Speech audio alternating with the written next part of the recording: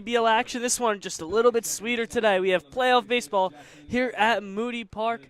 It's the Trenton Capitals, after just sneaking into the playoff picture, taking on the South Jersey Kings, who won that winner-go-home game against the Trenton Generals that Luke Ledner was with you guys with. Joaquin Prally, joined here by Ben Chadwick for all the action here in the first round of ECCBL playoff action.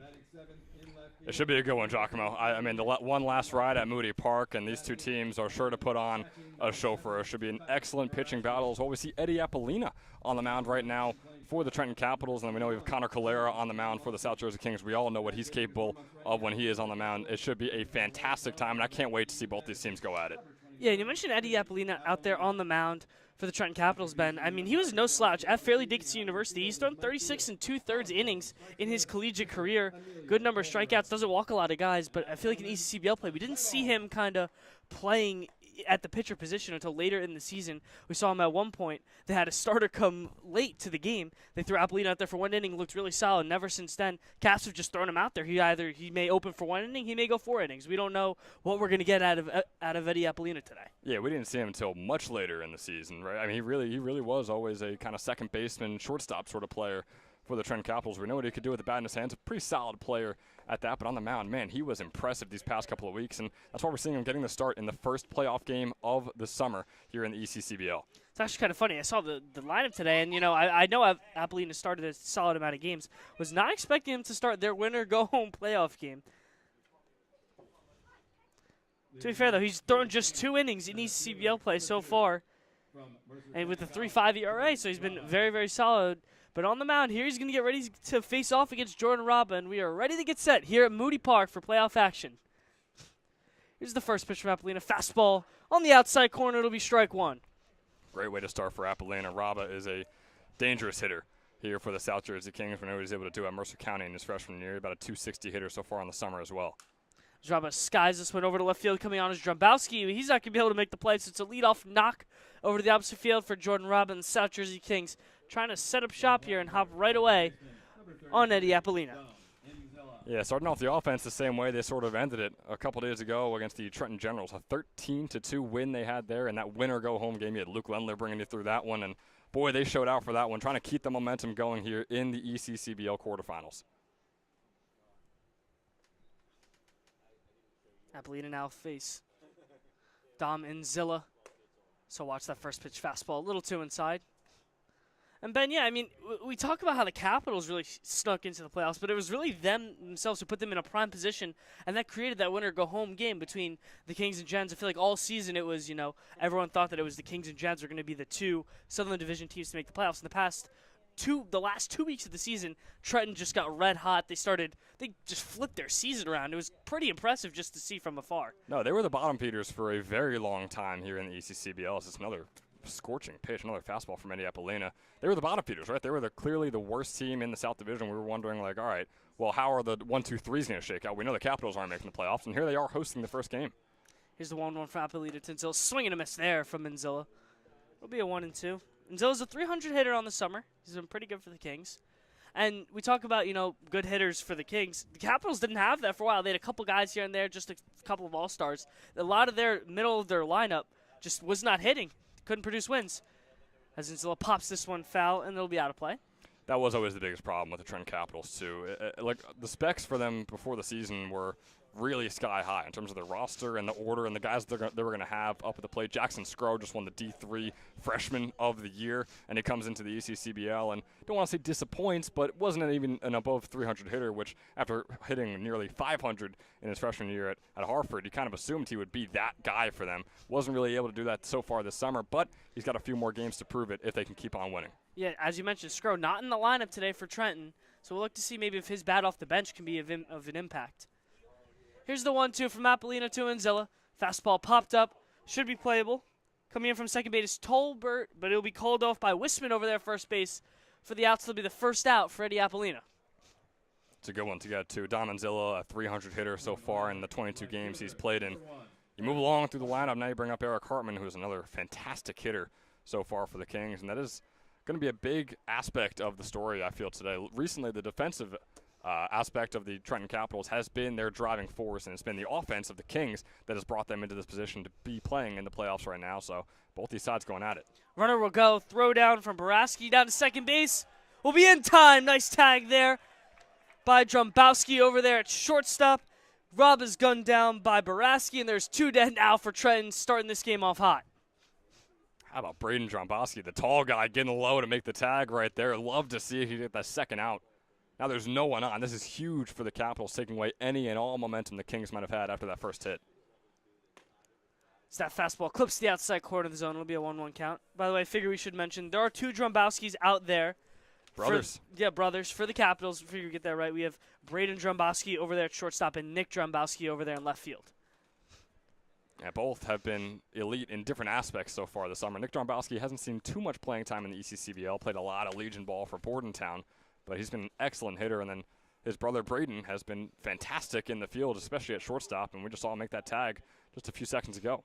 I mean, we got to talk about Baraski behind the plate. I mean, what a dart from the catcher. That ball is right on the money. Yeah, a little curve from the inside to out right into the glove of Drumbowski. It couldn't get much better than that. As the 5-pitch walk to Hartman is issued by Apollina. So the Kings will get a 2-out base runner for the red-hot Danny Scullion coming up. It's good to have him back, right? And the Kings are thinking that as well. Their ECCBL All-Star coming up right here. Home run derby participant, 370 hitter. I mean, this guy does it all for the Kings. You could argue has been their best player this entire summer.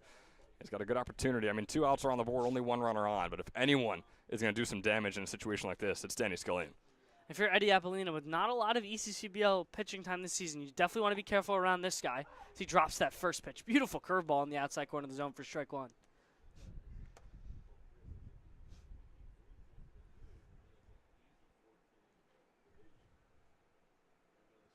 Here's the 0-1 from Apollina. Fastball missed downstairs. Baraski's going to block it. Runner will go. This is not a good throw. It's going to hop over the glove of Drumbowski, but the runner will not be able to advance as Wargo's going to come in and knock it down. So we just give credit to Baraski for a great first throw. That one kind of caught him a little bit off balance after blocking the dirt ball. I'm not mad about the throw. I'm a bit disappointed in the decision. I mean, once you see that ball go down in the dirt and you have to stop it, you know that that runner is going to be on second, especially since he was already stealing. He didn't go because of the pitch. He went because he decided he was going to steal beforehand. No matter what, you weren't getting that throw over. I don't see the point of even throwing it in the first place. Baraski's first stolen base of the summer. Or Hartman's, excuse me. As Scullion fans and whiffs at that fastball.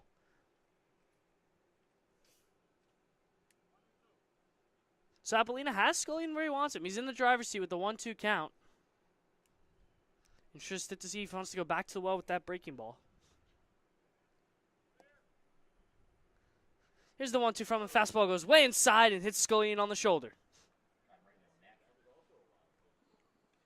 That one was way up near his helmet, almost lucky he didn't hit him too high up there. Looked like it hit his shoulder, like you said. It's his 5th hit by pitch so far on the summer. It ups the on-base percentage, right, over a 500 with that, and boosts it up a little bit. Now, again, we always say this is not exactly the way the guys want to get on the base, but in a playoff game like this, they'll do whatever it takes to get out there. So you're going to hit one ECCBL All-Star, and you're going to get the next one up. Andrew Pedrick, also an All-Star for the Kings.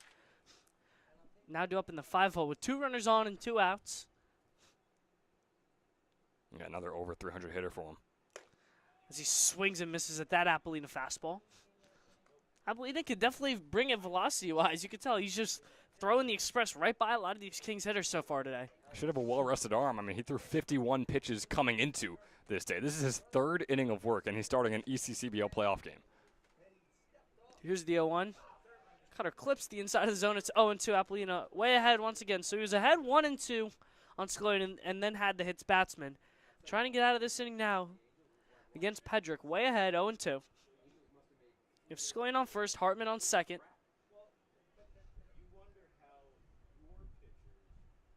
Here's the 0-2 pitch. Fastball way upstairs. I feel like that's kind of, got to be the testosterone coming out a little bit from Apollina on the mound. That is certainly one possibility, but I think it's just the composure once you get ahead on the count, staying with the same mindset you had in the first 2 pitches. Here's the 1-2. This is chopped over into center field. That's going to get down for a base hit. Wargo coming in. Around from second, coming home is Hartman. That run will score as this throw goes way over the head of Baraski. Apollina's going to back up behind home plate But Andrew Pedrick comes through in a big way with an RBI double, or we'll call it a single and then an error on the throw. No, they're going to call it a double. So it'll be a double for Pedrick. 1 run will score as the South Jersey Kings are going to get 1 across in the first inning. It's 1-0.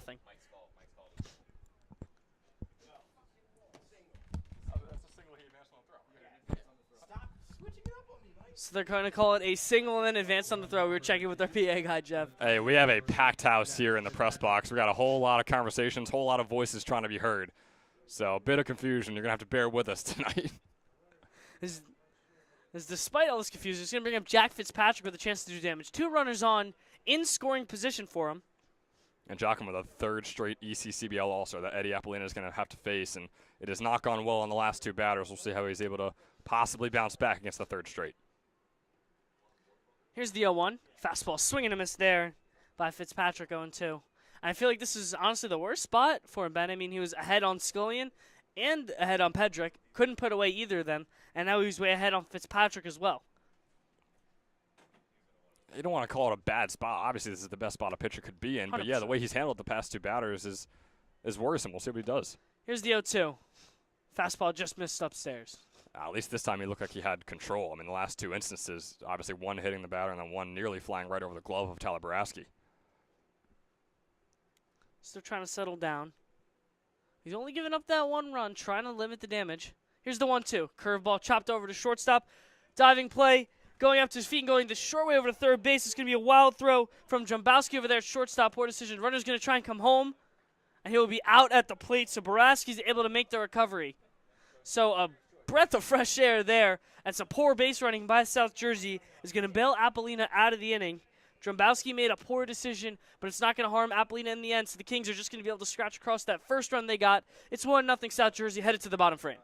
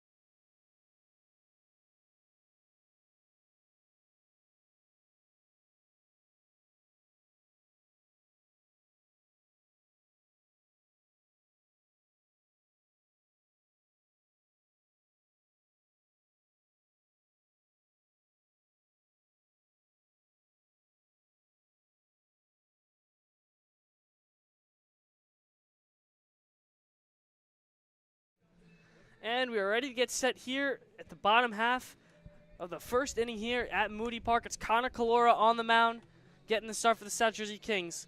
One of their younger pitchers, Ben, committed to LaSalle University, just wrapped up his senior season over at Bordentown High School. Had a pretty good season pitching over there. 59 and a third innings over there, 1.65 ERA for Bordentown this past spring. He's somehow been even better against the college competition this summer as well. 1.189 earned run average in the near 18 innings he's pitched so far for the Kings. As Ethan Tolbert, the leadoff man, this guy's one into center field. It's going to drop down for a base hit. So the Capitals, taking a page out of the Kings book, going to get things rolling with the leadoff knock. Boy, and Connor Calera is not one to give up a hit that quickly as well. We know when he's in the game and the batters can sometimes get used to him, maybe they'll start getting hits off him then. But he is one of the most impressive pitchers in the entire ECCBL. So to give up a hit off the very first at-bat, it just shows that both offenses are dialed in for this game. RDC 1 run, and the Capitals are trying to match that here. I mean, Ethan Tolbert, obviously a Trenton Capitals all-star and a Howard Community College commit, as he's going to get checked on over that first base, and he's going to get him on the pickoff. Tolbert got a little too antsy over there, and Kalora is going to check on him over there first base, and it's going to be picked off for the first out of this inning. So each of the first two base runners, the first base runner on the top and the first base runner on the bottom, both getting off thanks to pickoffs. I mean, that is just incredible. Here's Kalora's first pitch to Wargo, fastball in the outside corner. And I thought it was funny. It was as I was giving praise to Tolbert over there at first base. He was an ECCBL All-Star for the Capitals, one of their best hitters. And just not what you want out of your leadoff hitter. I mean, you got what you wanted, and then you got what you didn't want. Yeah, it is tough to get that first base runner out. Here's the 1-1. Fastball swung on. It's going to be a fair ball. Jackson Wargo rips that one into the right field corner. He's going to touch first. He's headed for second. He's on his horse. He's going to try for third base as the throw's going to be cut off, and it's going to be a good one over the base, but not in time. Jackson Wargo, a one-out triple as the Capitals in business. Not a bad way to start off the inning, Jock. Not at all. You had Hartman dig it out there in the right field corner, and then you had Ty Mercado from shortstop on the cutoff. It was a good throw from Hartman to Mercado, and Mercado just bounced that ball a little bit over to Williams over at third base, so wasn't able to apply that tag in time. I thought he had him at first on the relay, but just not the greatest throw from Mercado. So Wargo's going to end up over there at third base, and it's going to be the home run derby champion, Jaden Shindu, up. So he's going to foul the first pitch back. And how about the perfect time to get your first triple of the entire summer to start off your first at-bat here in the ECCBL quarterfinals. I mean, these two teams, offensively, this is some of the best baseball I think we've seen them play hitting-wise, right? They are just really, really locked in. I'm so excited for the next 9 innings. Should be a good one here. Here's the 0-1 to Shin. Fastball swing and a miss, strike 2 as Kaloris hops quickly ahead on the second all-star from the Caps we've seen. Kalora in the driver's seat looking for a second out. Here's the 0-2 to Shin. Fastball, swing and a miss, strike 3. Goes with the express at the top of the zone and sets down Shin for the second out of the inning. He's been cold leading into this game, too. I mean, that makes him 3 for 18 now in his past 18 at-bats. So he's one guy you got to get going. Obviously, an ECCBL All-Star home run derby champion. You got to get his bat hot. Now you have one of the Capitals' best relief pitchers in Cole McGorty also flashing that two-way ability. He's been a pretty good hitter for Trenton as well this summer. He has, but another guy who, similar to Shin, recently has not exactly shown up. No hits in the past 8 days, both of those coming against the Mammoths about 8 days ago. This one is flied out into center field. Raba giving chase, and that one will retire the side. So Kalora is finally able to get out of the inning. He's not going to give up that leadoff run. You had Tolbert get on, and you had Wargo get on. Capitals unable to capitalize. There you go. Headed to the top of the second here at Moody Park. It's the Kings 1 and the Capitals nothing.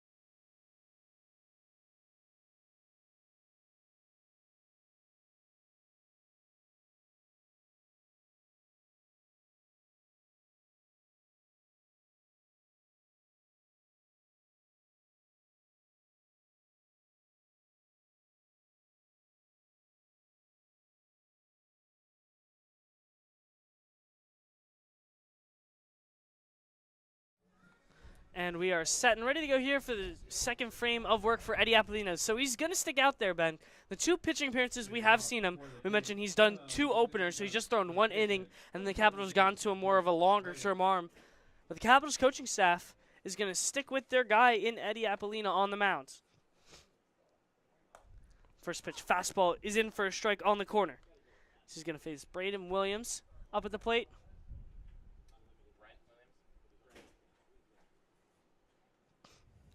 Here's the 1 Williams. Fastball line into center field. That's going to be down for a base hit, so it's a leadoff hit for Brent Williams, as the Kings once again are going to get their leadoff man on. Man, I mean, both offenses are absolutely humming right now. This is some really, really good offensive baseball. Doesn't even think the pitching is that much to blame. Now, Apollina didn't have the ideal first inning, that is for sure. But I think both these offenses are really just able to put the bat on the ball and obviously get it out there in some great situations. Now you have LaSalle versus LaSalle. Austin Buchanan ready to go, as that first pitch curveball drops in for a strike. Yeah, a couple commits. Buchanan out of Delsea High School.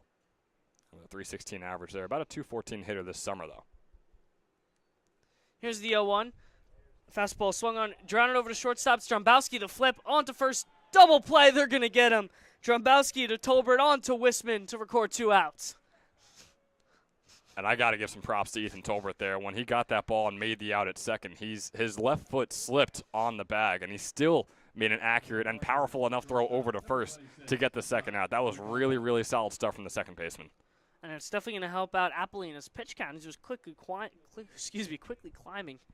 That was pitch 27 for him. Now he's going to face Ty Mercado. Instead of having base runners on, he's going to have 2 dead. As that first pitch fastball is going to register for strike 1 on the corner. We'll say, Ben, even though Apollina's given up some hits, he has no doubt been able to control all his pitches outside of the one-hit batsman he's had. As this one's chopped through the hole for a base hit. Drombowski not able to grab that one over at shortstop, so Ty Mercado is going to get a 2-out knock. We're going to give you a nice little preview of that Kings lineup. From top to bottom, very, very solid. You just saw Mercado get that base knock. As it's going to flip back over to the top of the line with Jordan Raba coming up. But we mentioned a lot of that star power. You have Danny Scullion in that 4-hole. As we mentioned, we saw him get hit, but we know his power. We saw Inzilla and Raba both have good at-bats as well at the top of the order. Raba's due up now for his second at-bat as he watches ball 1 on the outside corner. He got the leadoff hit in his very first at-bat today, trying to keep it going against Apollina here, who is now, you could say, you can be starting to get worried about his day. Here's the 1-0. Fastball skied. Foul. It's going to go out of play. Here in the playoffs, I mean, the leash is just so short on these pitchers, especially a guy who is now in his 4th inning of the entire summer. The leash is so short, and if he gives up another 1 or even 2 runs here in the second inning, you wonder if a change might already have to be made very soon for the Capitals. No one warming up, but the thought is definitely there. Here's the 1-1. Fastball is going to be outside. It'll be 2-1. But I was talking about the Kings in their top of that order. It's been the middle of the order so far that's gotten done. You had Pedrick, Fitzpatrick, and Williams all with knocks in their first plate appearances against Apollina. Yeah, towards the bottom of the order as well. But then you have Raba, who's up the plate with another one of those hits. So we'll see if he's able to get number 2 in his second at-bat. But like I said, both offenses are really looking solid right now. The Kings, obviously, more. As that 2-1 fastball missed outside from Apollina. Here's the 3-1 from Raba. Not trying to issue second base runner. He's going to check over on the runner and Mercado at first base. Kings still have that 2-0 lead. They had that 3rd run get cut short after that wild sequence in the first inning. Capitals trying to throw up a 0. Runner will go. It'll be a swing and a miss from Raba. No throw down there from Baraski.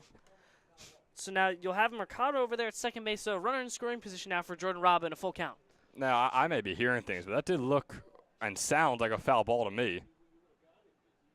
It really sounded like some contact was made off the bat of Raba, which means Mercado should be on first right now. But that could just be me. I could have sworn I heard that. 3-2 flared over to shortstop. It'll be Drombowski showing off the bounce to get the 3rd out of the inning for Apollina. So Apollina cracks, but doesn't bend too much. Able to throw up his first 0 on the day. Capitals trying to dig into the South Jersey lead. Kings lead 2-0 headed to the second frame. Hi, my name is Dr. Philip Glassner. I'm a hip and knee replacement specialist at Mid-Jersey Orthopedics. We're a multi-specialty orthopedic practice with offices in Flemington, Bridgewater, and Washington, New Jersey. We have 18 fellowship-trained specialists to take care of you from your neck down to your toes. We offer conservative management such as bracing, therapy, and injections through surgical interventions as well. Our goal is to keep you active and healthy and get you back in the game. We also offer on-site digital x-ray as well as MRI. We have evening and Saturday morning office hours to assist with convenient appointment times, as well as having walk-in appointments available. call us or visit our website at midjerseyorthopedics.com so we can help you to live life better.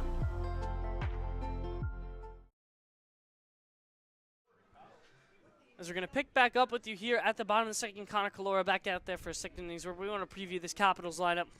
And from top to bottom, Ben, if you looked at this lineup at the beginning of the season with some of their numbers, you would say this is a lineup that definitely struggled, but man, have they turned it around. You obviously have Ethan Tolbert, that Hartford Community College commit. We saw him get that leadoff knock in the first inning. Just from top to bottom, guys like Jack Gill, and you have both the Drumbowski brothers as well, who've both been swinging it phenomenally. I don't know if that's a word, or if I made it up, but either way. No, it's absolutely a word, yeah. But no, I agree with you. But the thing is, I mean, offensively, we know the Capitals have had their struggles. They have a singular over 300 hitter on the entire summer, and it's Nick Drumbowski, who's played in just 7 games, 8 now including today's ECCBL quarterfinal. It's Carl Wisman, one of their all-stars for the Capitals, is going to get ready to get set against Calora. And here's the first pitch to him. This one's going to be ripped into center field, dying quickly, but Rabo will come in to make the catch, so Wisman will be retired. One pitch went out for Connor Calora in the second inning. Boy, these guys are just making contact on everything. It seems like every ball is in play. Not going to see too many strikeouts on the pace we're going with at the moment. There's Jack Gill out of Wheaton College is going to get ready to go. As the second man to face Calora this inning, he's going to watch the first pitch fastball skip in the dirt for ball 1. Gill's a .260 hitter, 9 RBIs, 12 walks, 11 strikeouts for the Caps. Another guy I feel like who, as the season has progressed, has really turned it around is that first pitch. Excuse me, not the first pitch. That's the first strike for Calora in the at-bat, as that curveball is a beauty. I don't blame you, though. I mean, we're used to seeing the first pitch from Connor Calora be a strike because we're used to seeing about 70-80% of his pitches be strikes. As there's another strike as he gets Gill to swing and miss at that fastball. Calora's working with a lot of pace here. He's been locked in. Here's the 1-2 from to Gill. Fastball's fouled away. But yeah, Ben, but going back to Gill, I mean, a guy who I feel like for the Capitals definitely struggled a lot very early on in the season, kind of flipped the script on his season. We see that average skyrocket all the way up to .260. And like you mentioned, too, he's 4 for 10 in the last time at bats with 4 RBIs as well. A .260 hitter now in his 25th game with the Capitals out of Wheaton University. Has done some really solid stuff in about the past month here for Trenton, and is a good part of why they're even playing in this game right now. Here's the 2-2. Curveball on the inside corner. Strike 3 called. Gill not a fan of the call, but Calora able to drop in that curveball for strike 3, and that's out number 2 on the inning for Connor Calora. And his second strikeout of the day. I said we're not going to see too many strikeouts, but I have to remember we're still watching Connor Calora on the mound right now. That is a strikeout king for the Kings. So you have Nick Drumbowski now due up. So he watches ball 1 skip in the dirt, and he graciously hands it to the umpire. And as I mentioned, Nick Drumbowski is the only over 300 hitter on this Capitals order, but a much smaller sample size than many of his teammates. You mentioned him being in the Legion League. He was a stud for them all summer. But, yeah, as you mentioned, that late start in ECCBL action, but he's been nothing short of great for Trenton. As that 2-0 fastball is going to run inside, it'll be 3-0 to Trent Drumbowski. A recent Stony Brook commit, they're getting a good one over there. Like I said, a .308 hitter with a .796 OPS in the 7 games he's played in for the Capitals this summer. That 3-0 is going to be ball 4 outside, so Nick Drumbowski is going to take his base over there, so the Caps are going to get a 2-out base runner on. Feels like at some point, Ben, you really want them to capitalize, try and dig into this lead. I know we have a long game ahead of us still. We're playing a full 9 innings today. I know we're used to a lot of these 7-inning games. But you just kind of want to see Trenton just get their groove, get back into the game, because they had those hits early on, just weren't able to capitalize in the first inning. And boy, are we going to keep the puns going all day? I mean, I said that the Connor Calora is the King's king of strikeouts, and the Capitals have to capitalize as this game goes on. I think our viewers might be a bit fed up with us. As Boraski rips this one over to third base, Williams able to make the grab onto Scullion for the out. Nice play over there by Brent Williams. Capitals are not able to capitalize this time. Heads to the top of the third. Kings coming up to bat. It's the Kings 2. Caps nothing. Headed to the top of the third. I wanna dance in the lights.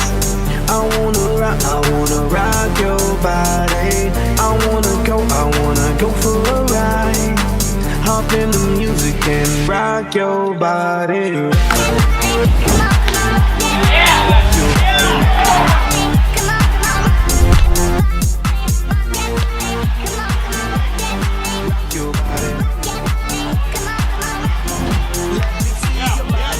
Shaking it from the bottom to top. So watch the DJ drop.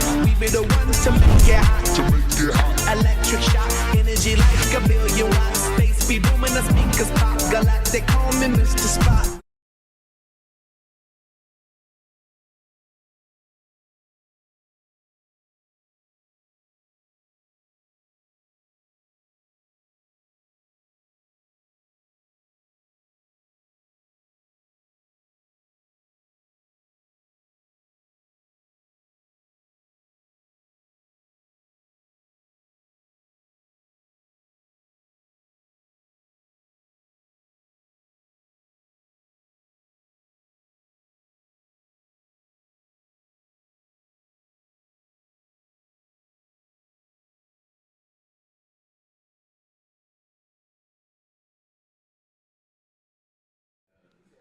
We are right back to get set with you. Eddie Apolina still cruising along. He gave up those first 2 runs in the first inning. Threw up a 0 in the second. He's going to be out there for his 3rd inning of work. And you mentioned, Ben, how you're a little surprised that the Capitals just don't even have anyone warming up down there in the right field bullpen. Yeah, it's the right decision to have Apolina out there. I'm not questioning that. I'm questioning the fact that they think Apolina can go 4 or 5 innings since they don't have a single arm warming up out there. And as we're saying that, it looks like we have a player walking out there for the Capitals right now. So finally getting someone warm for maybe the 4th or 5th inning.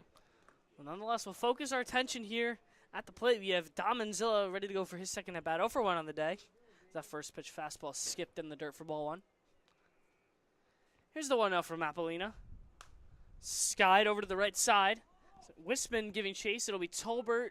No, it'll be Wisman who will make the catch in an awkward one at bat for the first out.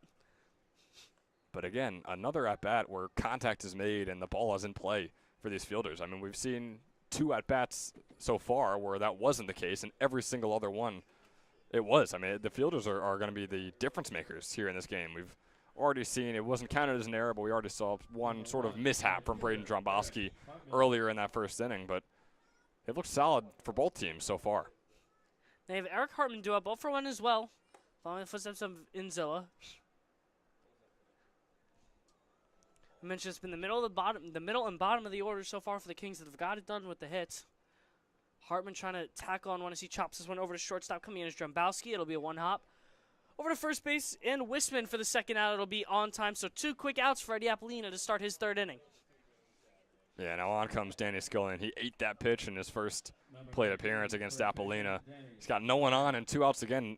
Poor Scullion. I mean, you got to put this guy in better situations. It's 2 outs and 1 total base runner in each of his first 2 at-bats. I mean, that is just a rough showing. For the Kings, as the rest of the lineup, got to get your best guy out there to shine. Here's Apolina's first pitch to Scullion. Fastball goes way inside for ball 1, eerily similar to the pitch he hit Scullion on in the last at-bat. Yeah, and Apolina is just a bit over 40 pitches now, so efficiency-wise, looking very solid. Here's the 1-0. That fastball skips in the dirt, 2-0.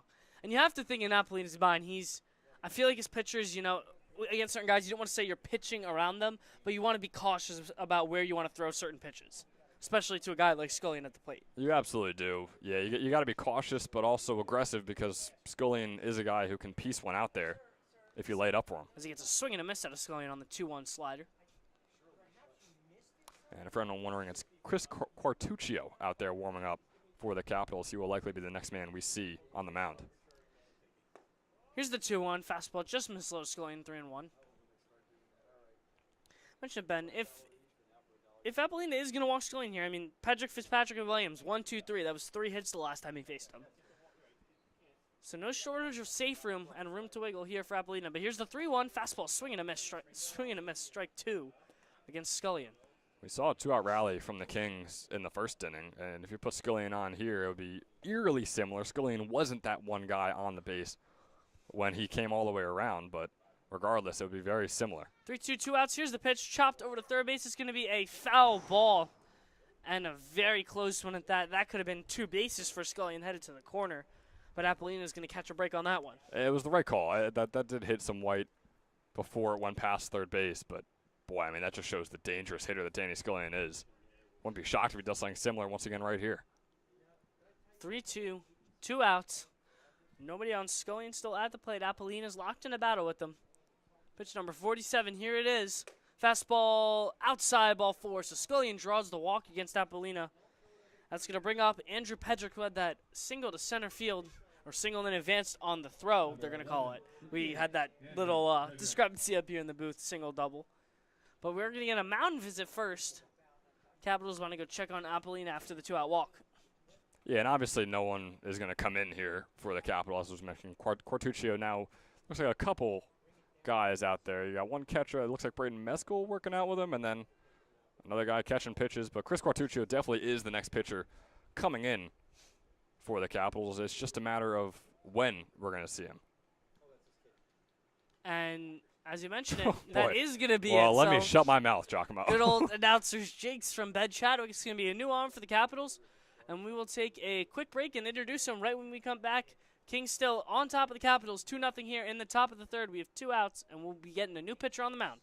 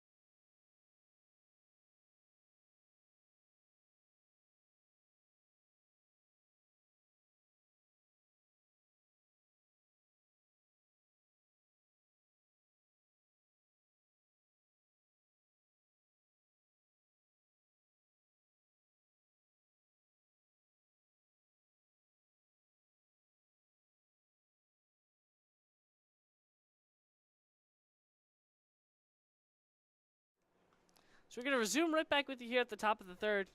Eddie Apollina's day is done. New pitcher's James Muller out of Alvernia, but we have that beautiful Caps lineup up there for you. And we mentioned that, especially now with the hole that they've kind of, I say hole, but it's only 2 runs. You definitely want that lineup to kind of get going. As we mentioned, we saw Tolbert get on, a couple other guys with some knocks as well. Just haven't strung together that many hits that we've seen them do in the past 2 weeks that have catapulted them into this playoff spot right now. And now we're looking at a seasoned pitcher, James Muller, the most innings and most pitches on this entire team. 35 innings that he's thrown so far this summer. He's going to face a guy named Andrew Pedrick, who's 1 for 1 on the day, had that single to center against Apollina as his first plate appearance. He's going to watch ball 1 inside from Muller. And you mentioned it, no warm-up at all from James Muller. You have Quartuccio down there in the bullpen. We didn't see any action from Muller at all down there. And I'm sure pregame he did, knowing that he would be the second pitcher. As this one's chopped off the glove of Muller, it's going to take a funky bounce, but it's going to be Tolbert right there for the flip. On to Dromboski over there at shortstop, so it'll go the easy way. James Muller, despite a funky hop, is going to escape. Caps headed back up to bat. It's the Kings 2, and the Caps nothing, headed to the bottom of the third. Hi, my name is Dr. Philip Glassner. I'm a hip and knee replacement specialist at Mid-Jersey Orthopedics. We're a multi-specialty orthopedic practice with offices in Flemington, Bridgewater, and Washington, New Jersey. We have 18 fellowship-trained specialists to take care of you from your neck down to your toes. We offer conservative management such as bracing, therapy, and injections through surgical interventions as well. Our goal is to keep you active and healthy and get you back in the game. We also offer on-site digital x-ray as well as MRI. We have evening and Saturday morning office hours to assist with convenient appointment times, as well as having walk-in appointments available. Call us or visit our website at midjerseyorthopedics.com so we can help you to live life better.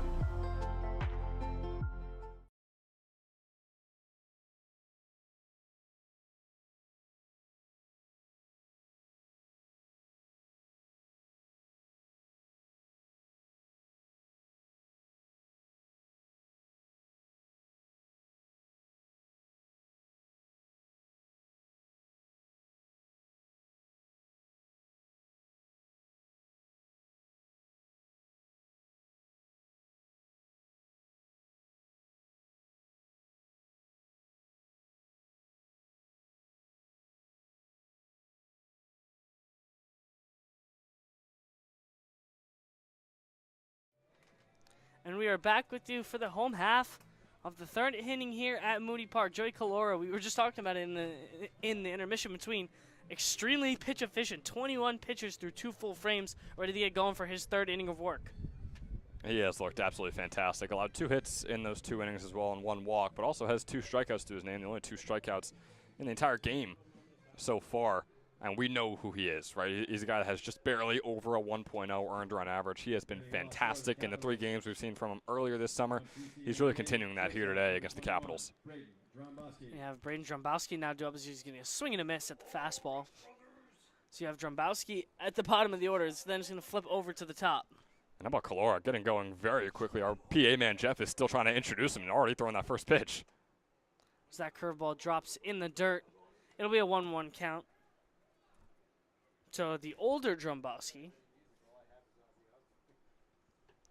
Here's the 1-1 pitch from Calora. Fastball clips the bottom of the zone. It'll be 1-2. I mentioned pitch efficient, Ben, but how about the pace that Calora's working with? The pace, I mean, the types of pitches he's throwing, the pace of the pitches, he is just excellent so far today. As it's going to be a check swing, they're going to say he held over there at first base. So Drombowski's going to keep his at-bat alive against Calora. It'll be a 2-2 count to him. And then you really want this leadoff guy to get on, especially with the way that Tolbert's been swinging the bat lately. We mentioned at the first half of the season, he was that all-star. He was that over 300 hitter. We saw it kind of dip in that midseason, and the past week he's been red hot for the Caps. Here's the 2-2 chopped over to shortstop. Coming on to make the play is Mercado. Throw over to Scullion will be in time, despite a little bit of a stretch from him. So it'll be the first out will be registered, and Connor Calora is working well once again. You know, with the way this game is going, it's hard to be able to say if this is a very solid offensive game for both these teams or if the defenses are really showing out. I think it's both. Right? I mean, I think we've seen the offense show up, which was in the top of the first, and then other than that, the defense has really, really showed out for both these squads. As you look at the hit column over there in right field, it's only 5-2, but it feels like it's got to be a lot more than that just from the sheer betterment of contact I guess we've seen in this game. Like I said, every single at-bat except 2 of them have all been in play. As this one's ripped over to first base. Nice diving play. Danny Scully and a web gem over there at first base. Robs Tolbert of a double. And that'll be the second out for Calora's South Jersey is steamrolling. Danny Scullion, he's an ECCBL All-Star for multiple reasons. One of them being what he could do with the glove. The other, obviously, being what he could do with the bat. An over 360 hitter and one of the best first basemen in the ECCBL. What a play by the big guy sitting at 6'2" over there. I mean, you can't hit that ball on the ground better than Tolbert did. I mean, 9 times out of 10, that ball's headed to the corner, and it's a 1-out double for Tolbert. But, man, Danny Scullion, how about flashing the leather from the big fella? Now you have Jackson Wargo do up, who had that electrifying triple in his first at-bat. As that fastball is going to clip the outside corner, it'll be 1-1. Man, you'd love a triple right now out of Wargo. Have him over at third base and give Shin another chance as he came up empty in his first at-bat. As Wargo skies this one over to left field, Buchanan's going to give room towards the fence, but it'll go out of play. Over towards our favorite Moody basketball courts over there in left field, the home of our media crew's domain, me and Luke Lendler, and you as well. We said we got to get out there at some point. Yeah, we still haven't done it. And this is our last game at Moody Park. Who knows? I mean, we're in polos right now, but maybe we run something just right after this. Who knows? Here's the 1-2. Swing and a miss. Connor Calora blows the express right by Wargo, and he is rolling. South Jersey has a grasp on this game so far, and through the first 3 frames, they lead 2-0 headed to the top of the 4th.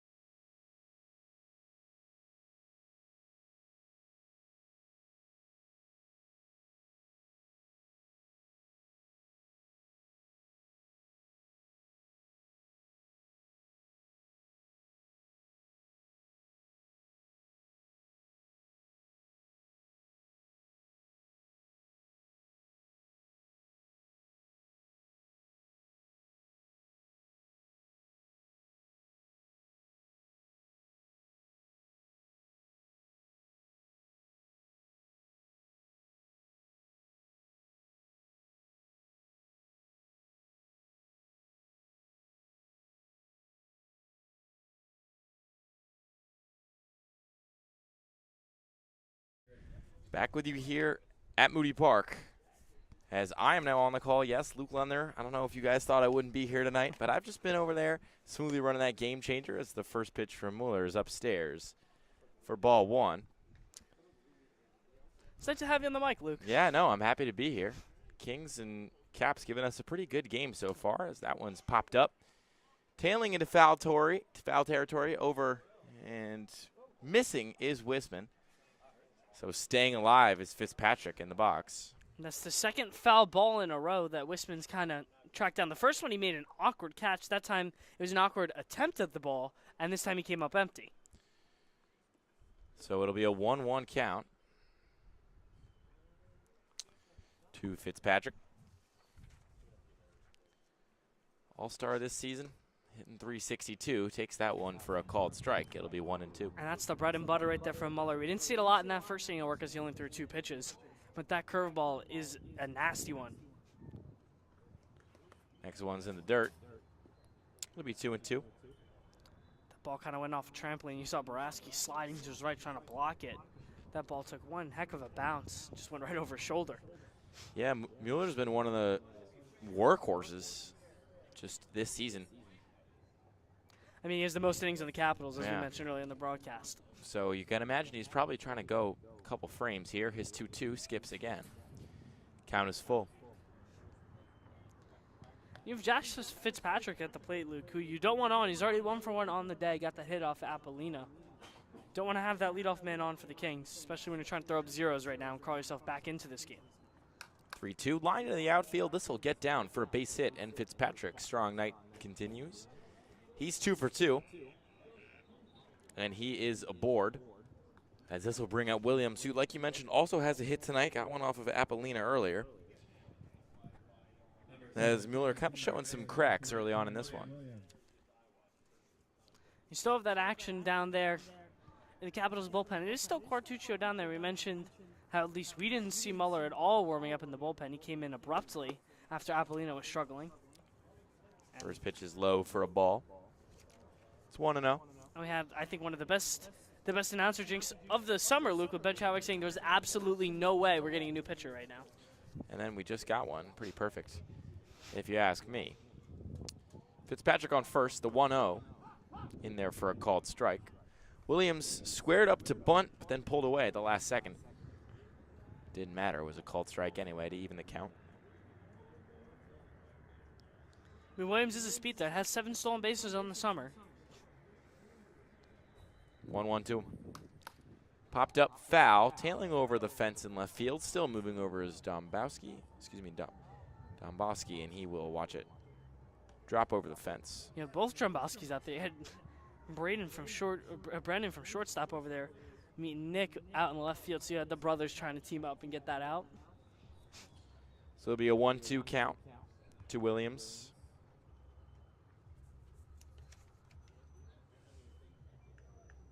Hitting .247 on the summer from Goldie Beacon. Stares down the pitch. Low on the curveball. I don't know if Might I'd have been an inch low, maybe, at most. I'd say, I think, a half an inch. 2-2 now.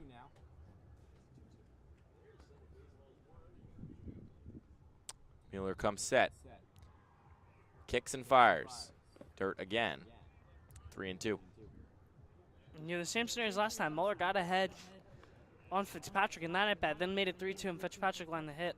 Interested to see. You went with the curveball and then 3-2 to Fitzpatrick. I'm interested to see if he's going to go back to it here and the 3-2 to Williams. Williams has 3 extra base hits to his name so far this season. I think another one here would probably score Fitzpatrick, who is on the speedier side for a catcher. The 3-2 from Mueller. Got him on the outside corner, strike 3. And Williams is retired. And Luke, that is what you call a makeup call right there. I thought that the 1-2 curveball was strike 3, and that is the makeup call right there. That is a makeup call if I've ever seen one. That is, I'm sorry, but I did not think that that is close to a strike. So this will bring up Austin Buchanan. Sees the first pitch get that outside corner again. It'll be 0-1. Kind of hope after that call, Luke, that now Mueller can kind of pick up some speed, work a little bit more pitch efficiently and tempo-wise and get out of this inning. You just got one out now and that runner on first out. Fitzpatrick hops to a lead, then is immediately almost picked off. Mueller not trying to let Fitzpatrick get too close down there to second. We had that pick off of Tolbert in the first inning, and I mean, I haven't seen any of those this season. That was crazy. The 0-1. Inside. 1-1. So even though Appalina gave up those 2 runs, so far he's been more consistently locating the fastball than Mueller has. Mueller's been kind of a little bit more up and down so far. Another pickoff attempt, futile again.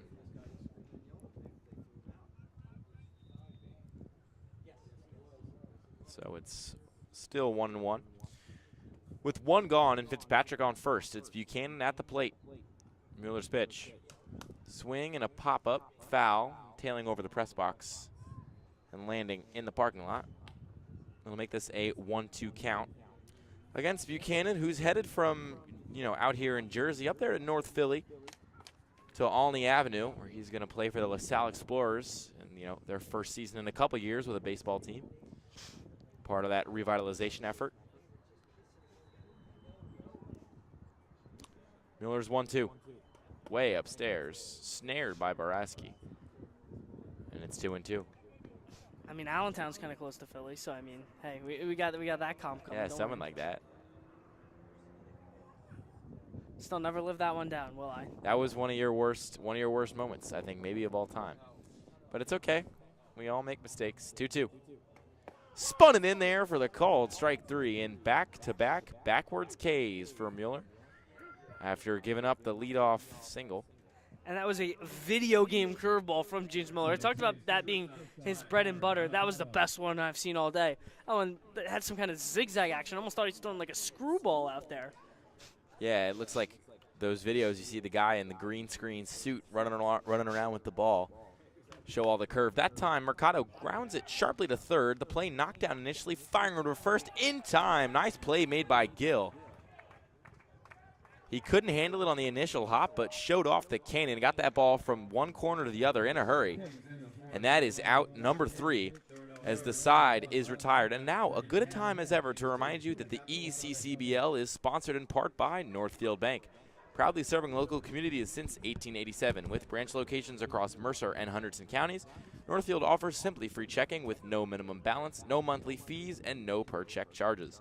Northfield Bank customers also enjoy free online banking, mobile app access, and a free debit card for everyday purchases. For more information, please visit northfield.com or follow Northfield Bank on LinkedIn, Instagram, Facebook, Twitter, and TikTok at Northfield Bank.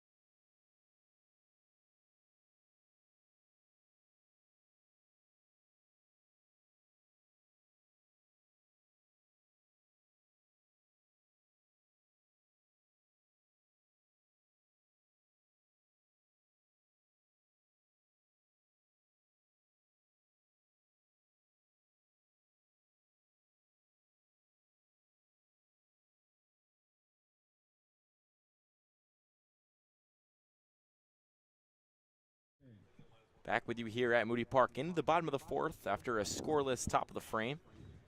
Still just 2 runs in the top of the 1st, the deciding numbers as the first pitch to Jaden Shin on the fastball gets the bottom 1/3 of the zone. Me and Ben Chowick talked a lot about Jaden Shin and his recent struggles. As he pokes that one off the end of the bat foul. And like you mentioned, and like Ben Chadwick's mentioned, kind of on a really big cold streak by his standards. 3 for his last 18. Yeah. with no extra base hits in that span. The 0-2. Low on the curveball. That'll be 1-2. And for a guy like Shin, you know, home run derby champ, but only one home run in game to his name so far this season. But you can just tell by the way he swings the ball, swings the bat. As the 1-2 is outside, it'll be 2-2. He's got that long, lanky, you know, lefty swing that provides room for pop. He's not the strongest guy in the world, but he can create some bat speed. Watches the 2-2 drop right in for a called strike 3. A nice curveball by Calora, and the youngster continues to have a pretty good appearance here in the first round of the playoffs at Moody Park. I think pretty good is honestly an understatement for the way that Calora's been cruising. I mean, I think dominant is probably the word that I'd go with. He's given up just 2 hits, walked just 1 guy, and his 0-0 to McGordy is outside.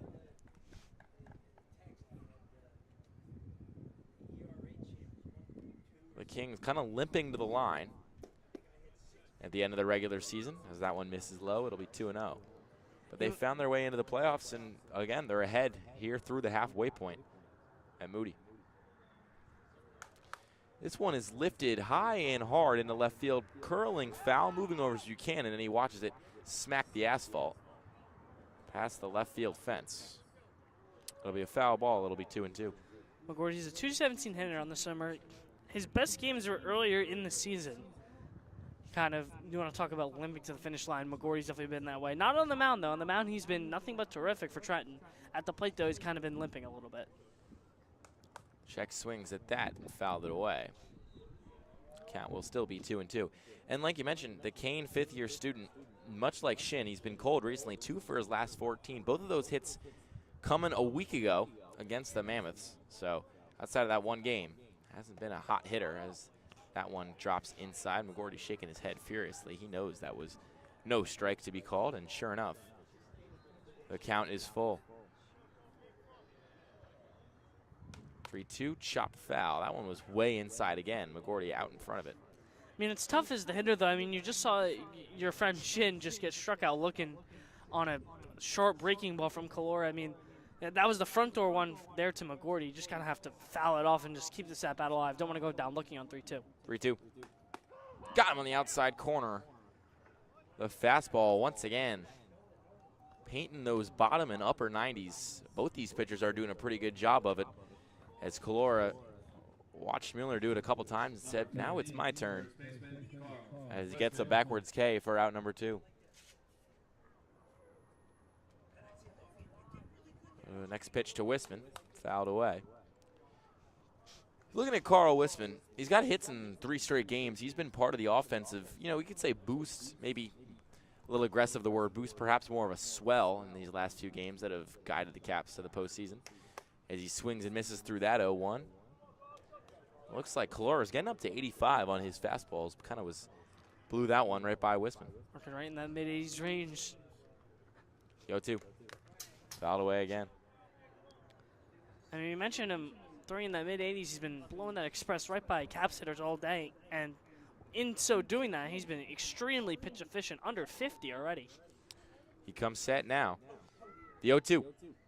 Swing and a miss. He got him. Calora, as cool as you like. He is through 4 scoreless at Moody, and so are we. It's 2-0 South Jersey as it'll turn to the team in purple to try to add on to their 2-run lead. We'll be back after this. I wanna dance in the lights. I wanna rock your body. I wanna go for a ride. Hop in the music and rock your body.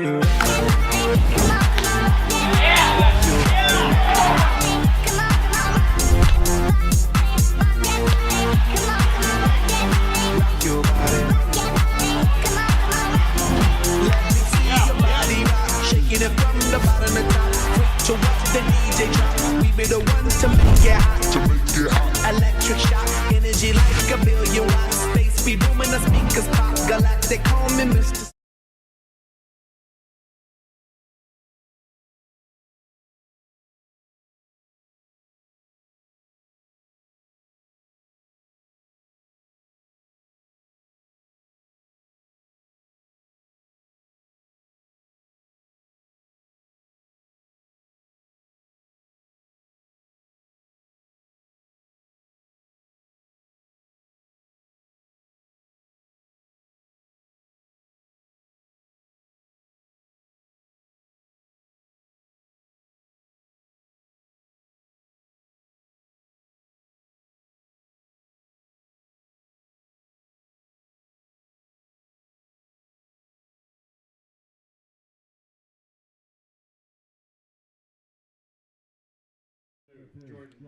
Jordan Raba going to lead things off for the South Jersey Kings.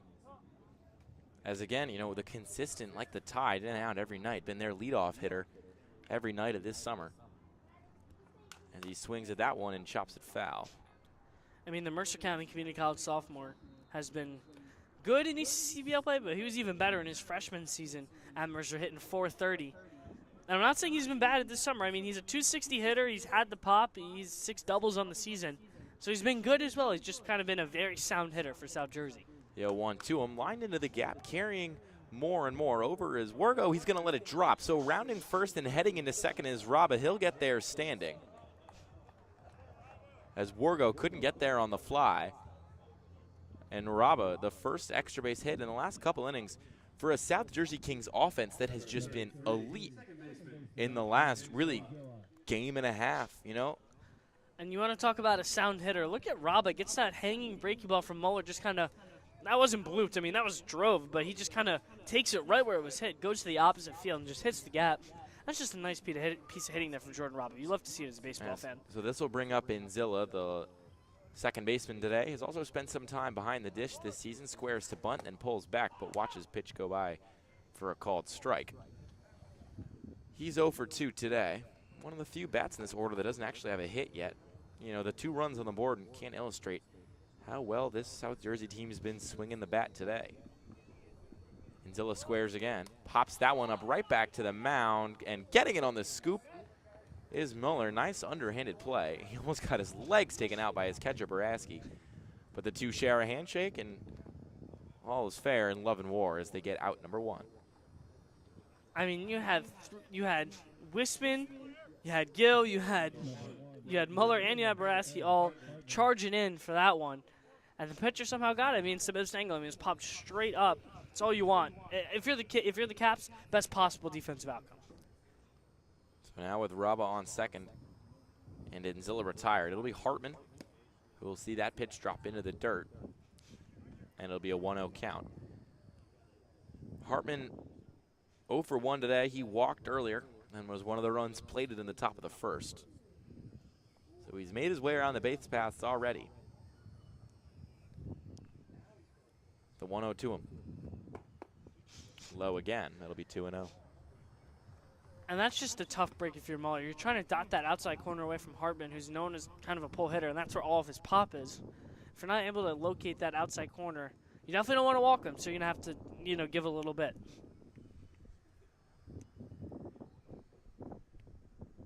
To Hartman. Chopped to second base. Coming on is Tolbert. He gloves it off the hop, fires it over to first, and there's 2 away. As Hartman's retired, Raba advances to third, though. So there will be a runner 90 feet from home as the Kings look to push their lead to 3 runs in the top of the 5th. This will bring up Danny Scullion. Big number 19. One of the best power bats of the first half in the ECCBL. Participated in the home run derby, but lost out to the guy on the other side of the dugouts tonight, Jaden Shin.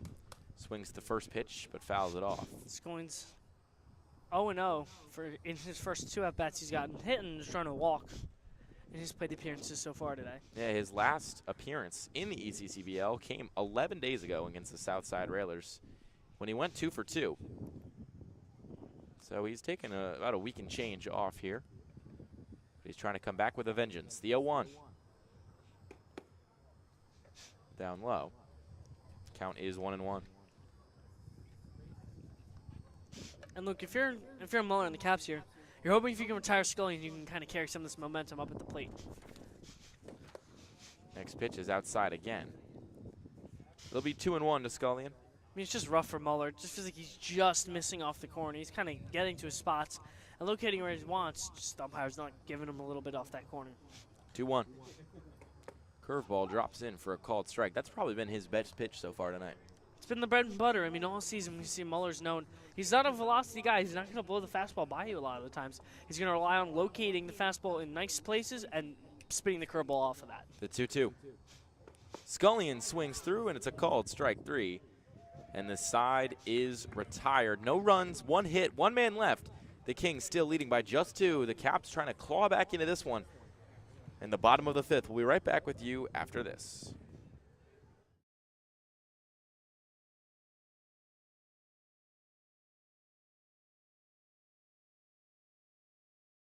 Hi, my name is Dr. Philip Glassner. I'm a hip and knee replacement specialist at Mid-Jersey Orthopedics. We're a multi-specialty orthopedic practice with offices in Flemington, Bridgewater, and Washington, New Jersey. We have 18 fellowship-trained specialists to take care of you from your neck down to your toes. We offer conservative management such as bracing, therapy, and injections through surgical interventions as well. Our goal is to keep you active and healthy and get you back in the game. We also offer on-site digital X-ray as well as MRI. We have evening and Saturday morning office hours to assist with convenient appointment times, as well as having walk-in appointments available.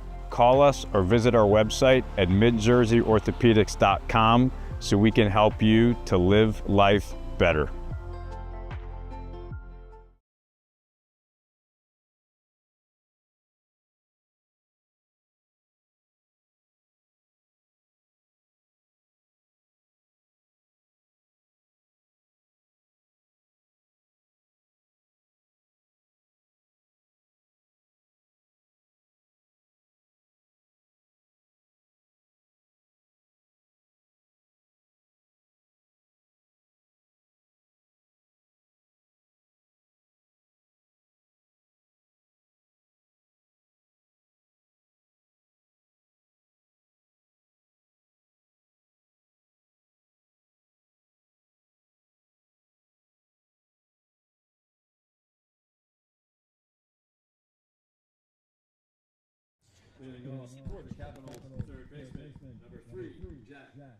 It'll be Jack Gill to lead things off for the Capitals in the bottom of the 5th. He'll be backed up by McGorty, but he grounds this one to second, spinning and making the plays. And Zilla, he'll fire over to first. And quickly, before you can even say beef goulash, that was just the first word that came to my head. And there's one out in the bottom of the 5th. I mean, you want to talk about spin and win. That's what Nzilla did. He did a little pirouette action over there at second base. And beef goulash, I guess, is what we're going to call it. Next pitch is in there for a called strike.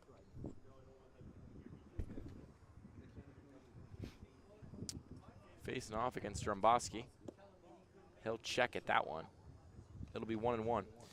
Dromboski, a late addition to this roster, which also features his older brother, as he lines this one in the outfield to get down for a base hit. And baby Dromboski, who just committed to Stony Brook University, flipped it from St. Peter's, is now aboard in the bottom of the 5th for the 3rd hit of the night for the Capitals, and their first hit in 3 frames. And now you have Tyler Boraski due up, Luke, who's has had these fair share of struggles. He's 3 for his last 17 coming into this game. He's 0 for 1 on the day as well today, so 3 for his last 18, you can make it. Yeah, he is the only player in this entire Southern Division as he takes that first pitch outside for ball 1. He's the only player in this Southern Division with any really title experience. He's a starting catcher last year for the Quakertown Blazers when they lifted the trophy. So he's got an ECCBL title already on his resume. He fouls the 1-0 right back at us and right towards Jeff, who was ready to snare it with the left hand. You know, it's kind of sad that Mooney Park and our games here, Luke, are coming to an end. I mean, met some great people this summer, Jeff being one of them. A legend. Jeff will be back next summer. I think we all know that. The question is, will you? Yes, 100%. If you're going to swing back in, I mean, I'm not going to pull a you-know-who and not show up this summer. Okay, I don't think you can say you-know-who. So you're saying you're not going to pull a you-know-who and not show up all summer? Brother, do I have some news for you? 1-1, check swing, got him. So it's 1-2. No, I've had my fair share of being around Moody. I get I wasn't here every weekend, but I showed up a decent amount. Yeah. You're probably, of the 4 guys that showed up, you were probably 4th. But you never know. The 1-2. Lined the opposite way, rather the pull side, excuse me, but brought in by Buchanan. As that'll be out number 2. Boraski falls to 0 for 2 so far today. And you mentioned it in the last inning, how Clora was looking. And, you know, he gives up that base hit, but Still looking pretty strong up there on the mound.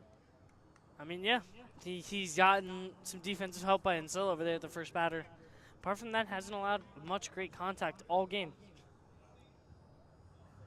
First offering to Drombowski, swung on and missed. Well, we got big Drombowski at the plate. We got little Drombowski on first. Drombowski, excuse me, is now the time for the brother fueled rally. You never know. The 0-1 upstairs counts even.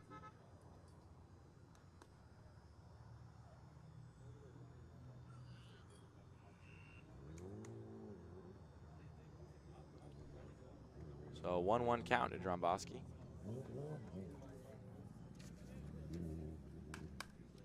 Lines this one the opposite way. It'll get down off the glove. Hartman can't get there in time. Rounding third, heading for home is Nick Drombowski. The play a little bit closer than you might think, but a big double from the big brother. And the Capitals have halved their deficit. It is now 2-1 with a runner on second and 2 away in the bottom of the 5th. And Luke, this is exactly the guy you want. You have Ethan Tolbert now, one of the best hitters on this Capitals team. He's been flirting with right around 300 the whole season. He had a hit in his first plate appearance as well.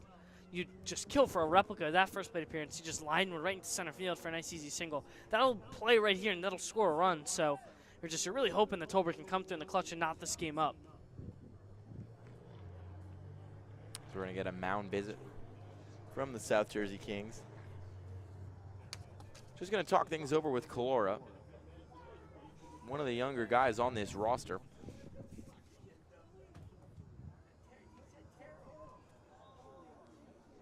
As it looks like he's going to remain out there. Shares a couple glove bumps with his pals out there in the infield. Again, no bullpen action out there past left field for the South Jersey Kings. They seem to be pretty content to send Calora back out there. But this is a big spot for him. 2 gone. And up to hit. The lineup card flips over. And it'll be Ethan Tolbert, the second baseman, up to bat in a big spot here for the Trenton Capitals. It's 2-1 Kings in the 5th. You know, we're playing 9. Feels like every game I've called recently, they're playing 7 as that one's fouled away. But we're playing 9, so we're just past the halfway point. It's all downhill from here. But it's a 2-1 game with Tolbert at the plate. I feel like an entertainment value, though, it's just going to keep going up. It's downhill in terms of it's easy breezy. The heavy lifting has been done, and now we get to sit back, relax, and enjoy the show. As Tolbert steps off, he's 1 for 2 so far today. Swings through that one. I mean, he was just completely fooled by that breaking ball. You saw a rare awkward swing from Tolbert as he just swung right on top of that breaking ball. Made the All-Star team this summer. Committed down there to Howard Community College in Texas. Hitting just under 300 at the 292. Sees that one high. It's 1-2.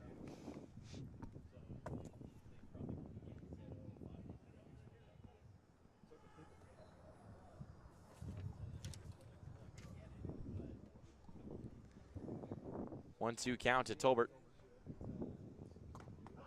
In there for a call. Strike 3, and the side is retired.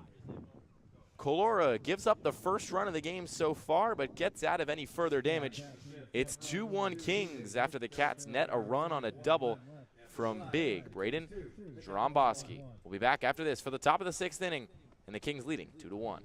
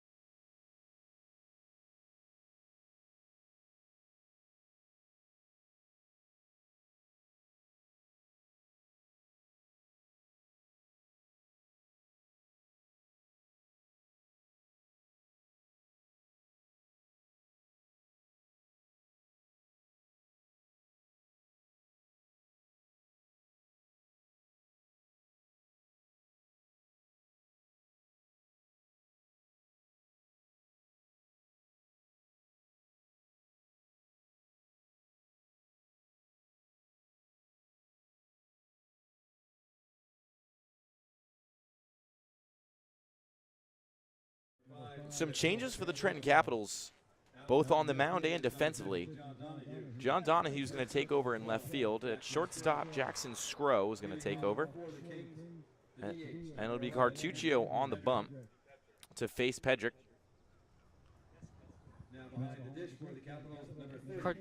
Cartuccio coming over to us from William Patterson. Threw 15 innings last year. And he's got probably the biggest inning of his summer. Staring him down right here. Trying to hold this deficit at 2-1. His first offering to Pedrick outside. It's 1-0. You could say Cartuccio, much like his college career, been a little bit up and down this summer. The 1-0. Swinging a ground ball to first. Tough hop, but handled nicely by Wisman. He'll jog over, tap the bag, and there's one out.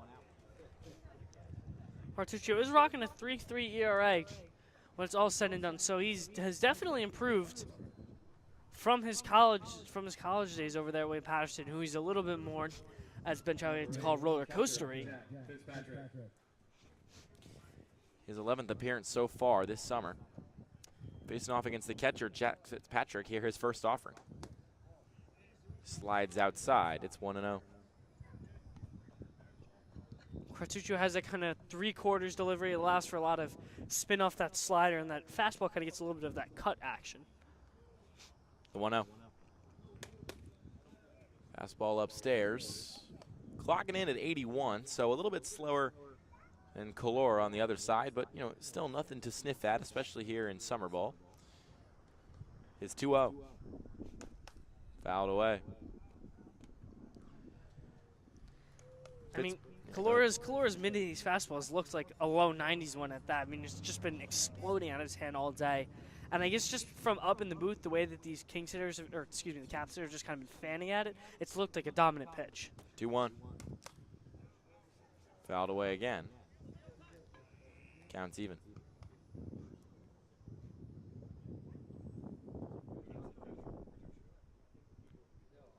So it's a 2-2 count to Fitzpatrick, who is 2 for 2 today. Looking for his third hit. Sees that pitch outside. It's 3-2.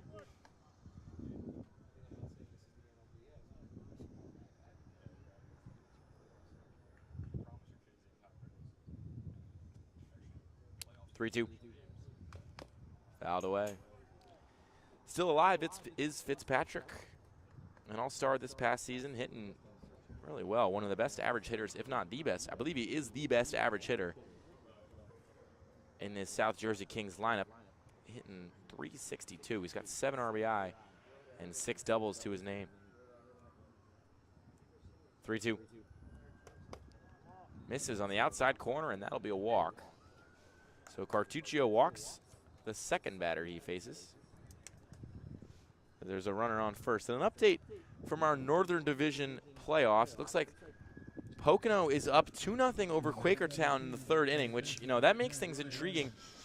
That's not an upset seeding-wise, but it feels like based on the baseball you and I have seen all summer, Quakertown, especially considering they won last year, they came out really hot this year, looked like a very formidable team, but fallen on the wayside as of late, and they trail 2-0 to Pocono in the third inning. I wonder who's going to take on a red-hot Mammoths team who, you know, I feel like red-hot is also the wrong word. They're a very sound baseball team. They've had their fair share of struggles. We saw them, if it didn't get rained out, they could have gotten swept by the Caps in that doubleheader to wrap up the season. Cartuccio's 0-1. Swing and a miss there from Williams. And you mentioned it. You know, they have had some struggles, but for the most part, the Mercer Mammoths, they really ran away with this Southern Division. And that's as much, you know, the other three teams tripping over themselves as it is the Mammoths playing really well. But, you know, you can't run away with a division without strong ball. That's exactly what they've done. The 0-2. Outside.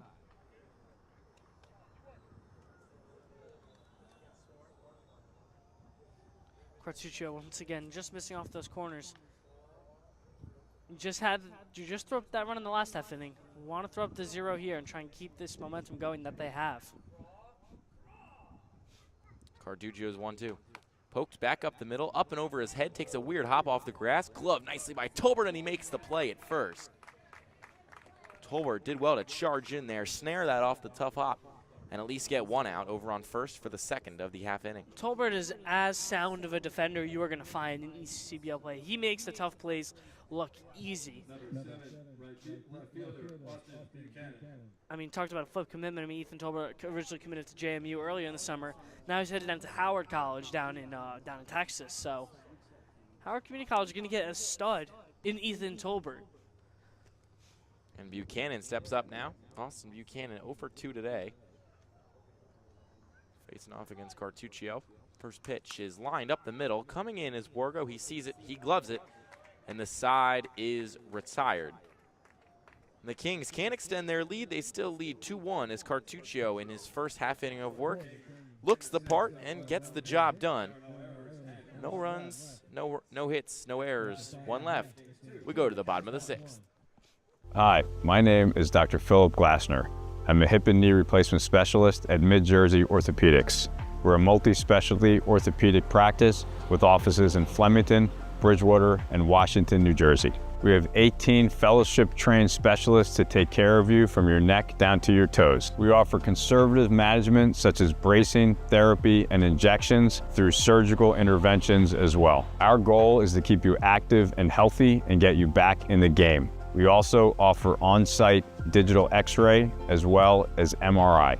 We have evening and Saturday morning office hours to assist with convenient appointment times, as well as having walk-in appointments available. Call us or visit our website at midjerseyorthopedics.com so we can help you to live life better.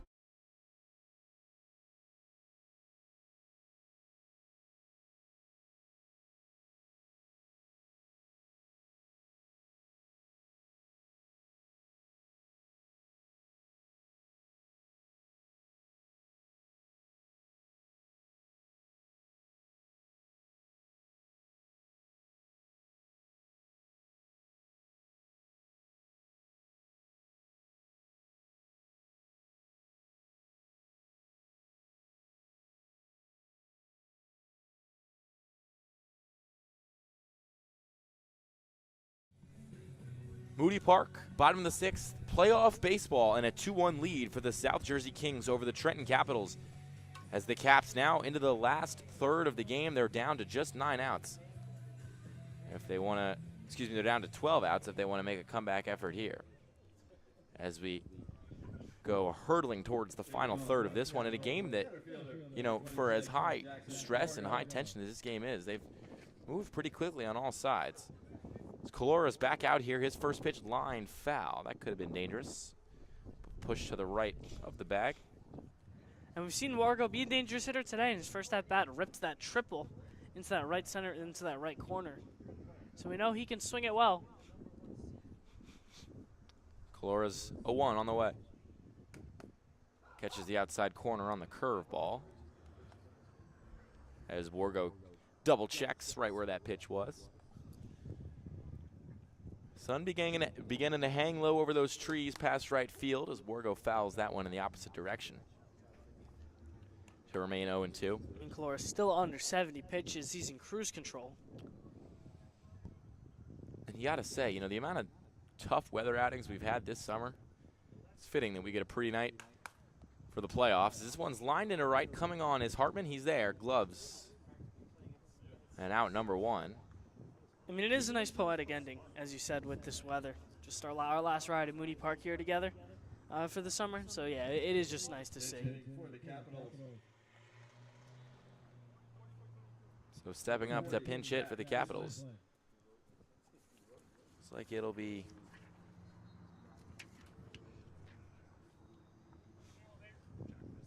Jack Mislin's going to step up as he takes the first pitch. Pinch hitting for Jaden Shin, who, like you and I mentioned, not on his best stuff lately. So Jack Mislin takes ball number 2.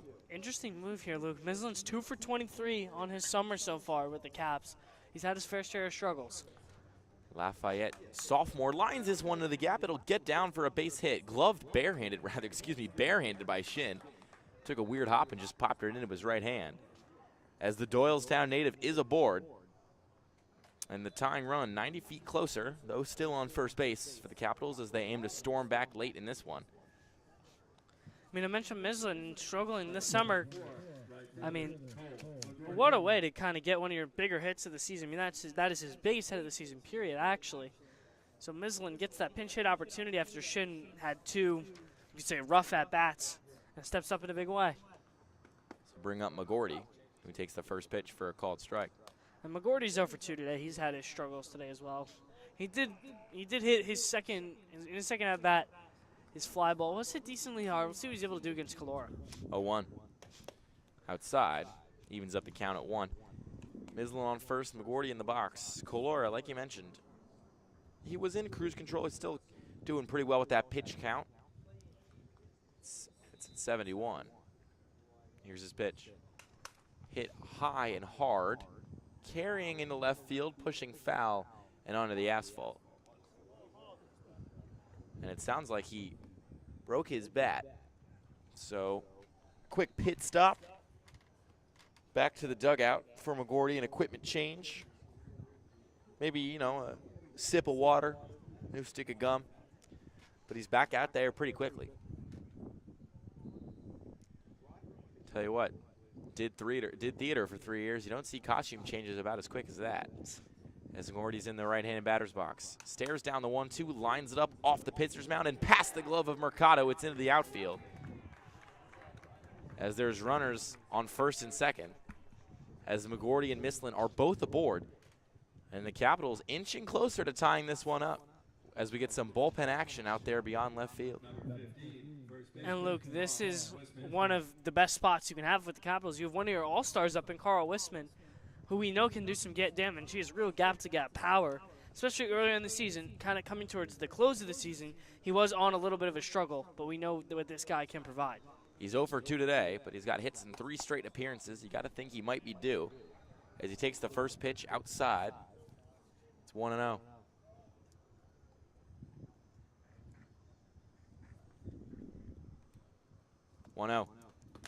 Swing through. An awkward one at that. Bullpen action for the Kings is Noah Rivera.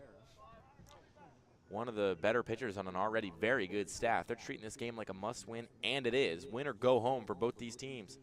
They fought to get here. Big spot. Wisman. Check swings. They're going to say he went. And the count is 1-2. I mean, Calora's done a really nice job of handling this at-bat with Wisman. He knows how dangerous of a hitter he is. He's done a lot of breaking balls. He's located the fastball well. Just can't give up too much of a pitch over the zone here to Wisman. Want to send him down right now. Calora, 76 pitches to his name this game. The 77th. Swing and a miss. He got him. As Wisman is retired, he's 0 for 3 today. Again, a good bat. Not one that often goes 0 for 3 in games, but the way Calora's been pitching so far today. As this will bring up Jack Gill, who's 0 for 2. I mean, it looked like Calora had some extra giddy up on that fastball. He just blew it right by Wisman. Pitch can't catch the outside corner to Gill, so it'll be 1-0. Gill 0 for 2 today, but he's 4 for 10 with 4 RBIs in the last 11 days, excuse me. Pretty good numbers for a team that only plays 2 or 3 times a week. 1-0. Check swing, didn't go. 2-0 count to Gill. As Calora nearing that 80 pitch mark, you got to feel like this is probably his last half frame of work. And he's got to deal with Gill now. And you also have John Donahue out there. It looks like he's going to pinch hit for the Caps as well, who's one of their, as Ben Chadwick mentioned, one of their only over 300 hitters. 2-0, grounded right back up the middle. Glove nicely diving to his chest, firing over to first in time. And the side is retired. What a play by Mercado. And he guns down Gill on the base path. Scullion made the extension necessary. And the great escape is made by Calora. Through 6, it is the Kings 2 and the Caps 1. As Trenton is going to turn to their pitching staff to try to maintain just a 1-run deficit. We'll be back with Ben Chadwick after this. I wanna dance in the lights. I wanna rock your body. I wanna go for a ride. Hop in the music and rock your body.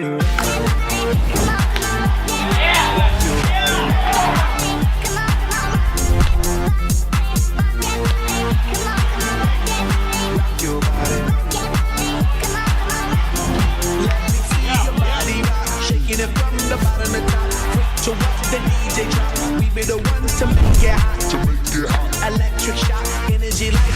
million watts. Space be booming, the speakers pop. Galactic, call me Mr. Spot. We bumping in your parking lot.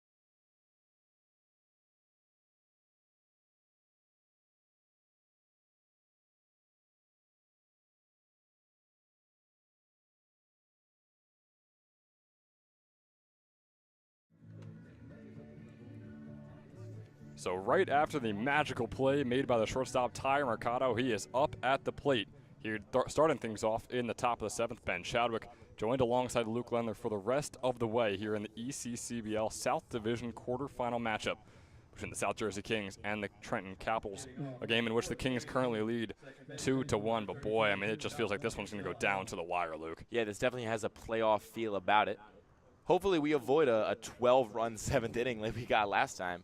We had a kind of win-or-go-home game between two teams. Gotta hope that both defenses will lock in a little more for that. A little blooper shot right over to Tolbert that's going to be caught for a very quick out number 1 here in the top of the 7th. On the breaking ball, Mercado just sends it right over to the second baseman, and that puts the first out on the board. Yeah, one away pretty quickly. There's Cartuccio. You know, he got through his first half inning pretty well after giving up a leadoff walk, but now he's got to face the top of this lineup and a dangerous Raba. So like you said, top of the lineup with Jordan Raba here out of Mercer County Community College. Raba 2 for 3 today with a double. Looking real solid. Some clutch genes out of him, you could say as well. Takes the first pitch outside for a ball. So it brings up a 1-0 count on Raba.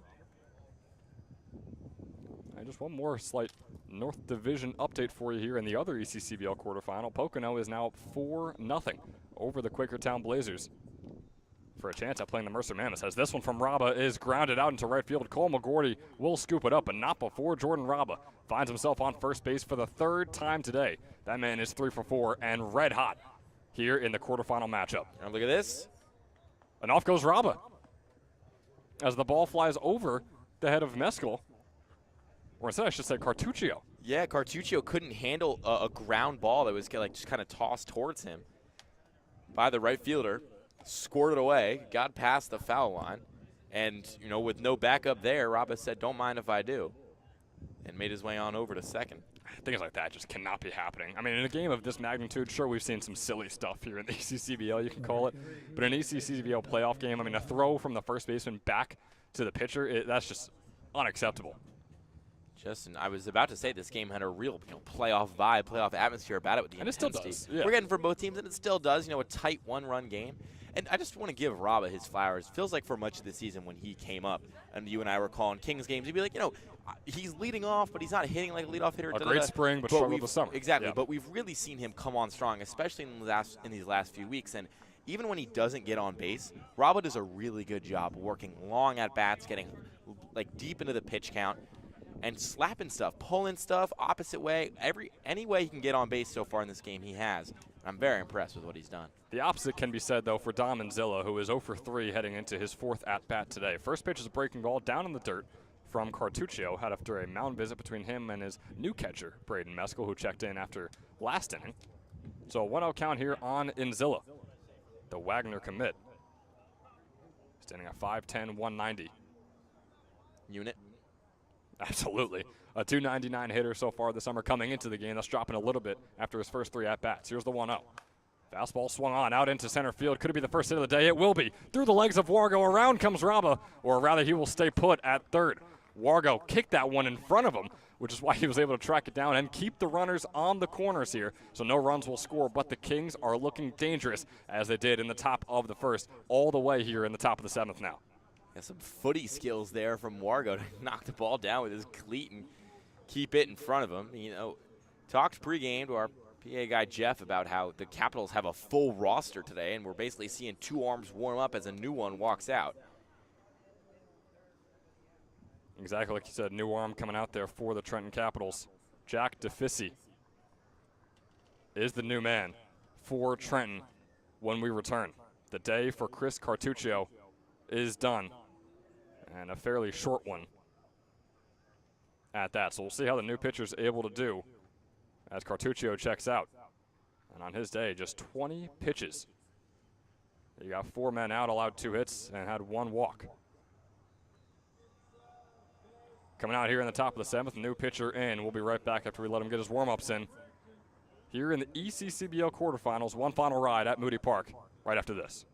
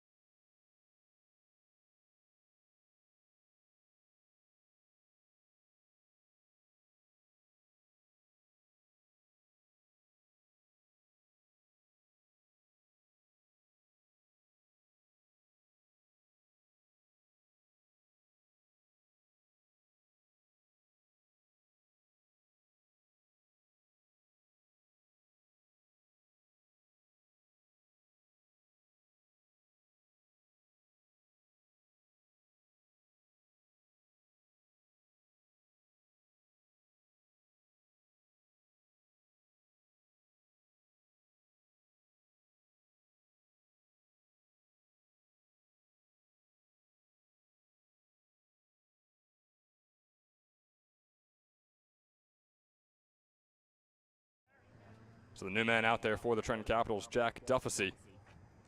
Seen him a few times so far this summer. 10 and 2/3 innings pitched. Has a 1-0 record and a 3.938 earned run average, thanks to the 6 earned runs he's allowed and the 13 hits.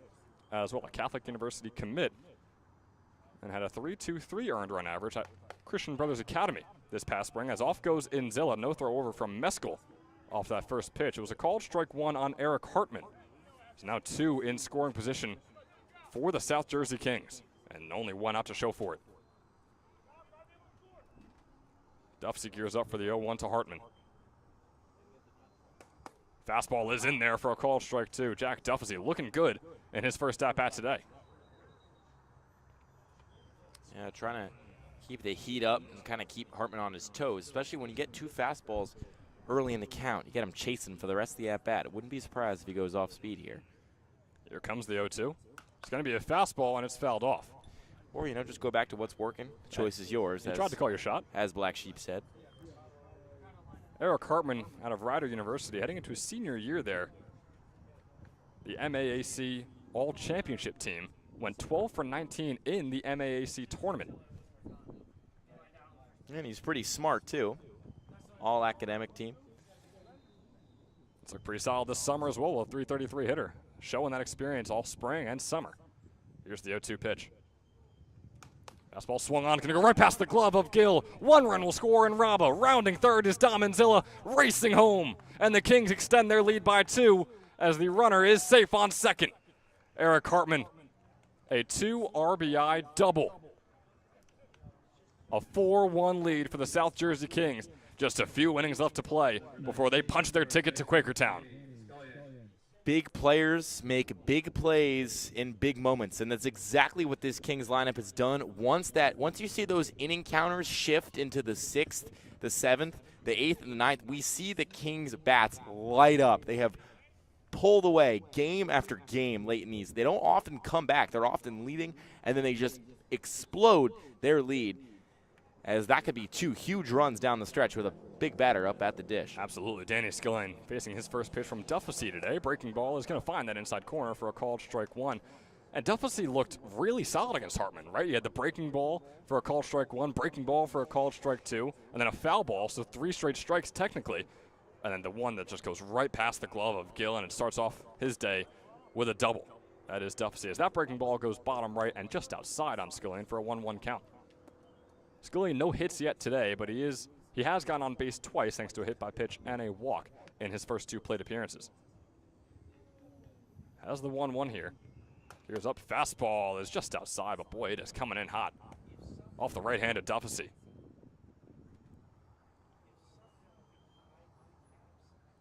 Pitched 26 innings this past spring for Christian Brothers Academy and allowed just 12 earned runs and 29 hits.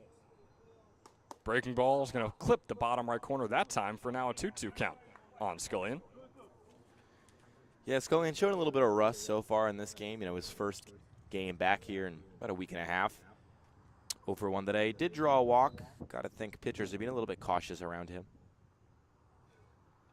With the sunset backdrop, here's the 2-2 pitch coming up for Scullion.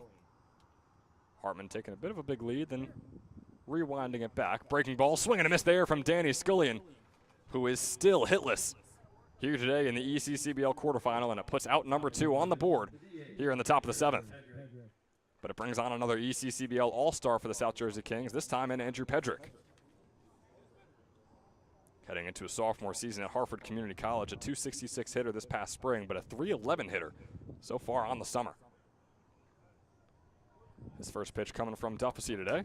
Swung on, going to go right through the gap of Gill and Scrow. Hartman is rounding third, heading home, trying to make this a 4-run lead, and he absolutely will. An RBI single for Andrew Pedrick. And the South Jersey Kings bats are hot. Their highest scoring inning the entire day here in the top of the 7th. Pressure rises, and the level rises with it. I mean, the Kings just, again, especially offensively, late in these games, just do such a good job hitting. There was 2 outs there. Even when they had to hit earlier, there was 1 gone. You know, it's easy to fold in those kind of situations. It's easy to tighten up, try to win it all with 1 swing. They're not blowing these games wide open with home runs. They're slapping stuff the other way. They're lining stuff into the outfield. They're getting these dribblers into left, center, and right that end up plating 1 or 2 because it's not the 3rd or 4th hit of the inning. It's the 5th or 6th, and it's the reason they've now scored 3 in the top of the 7th. Check over on first from Duffy. Nothing there. Pedrick gets back safe. But man, oh man, like you said, pressure, it can make diamonds, and it has today with this Kings batting order.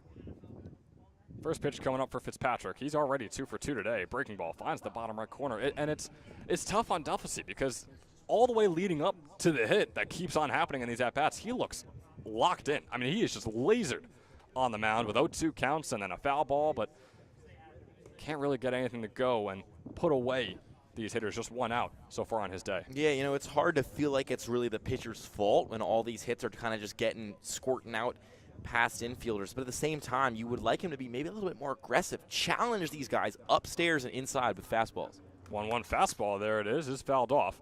Shifting our camera a bit.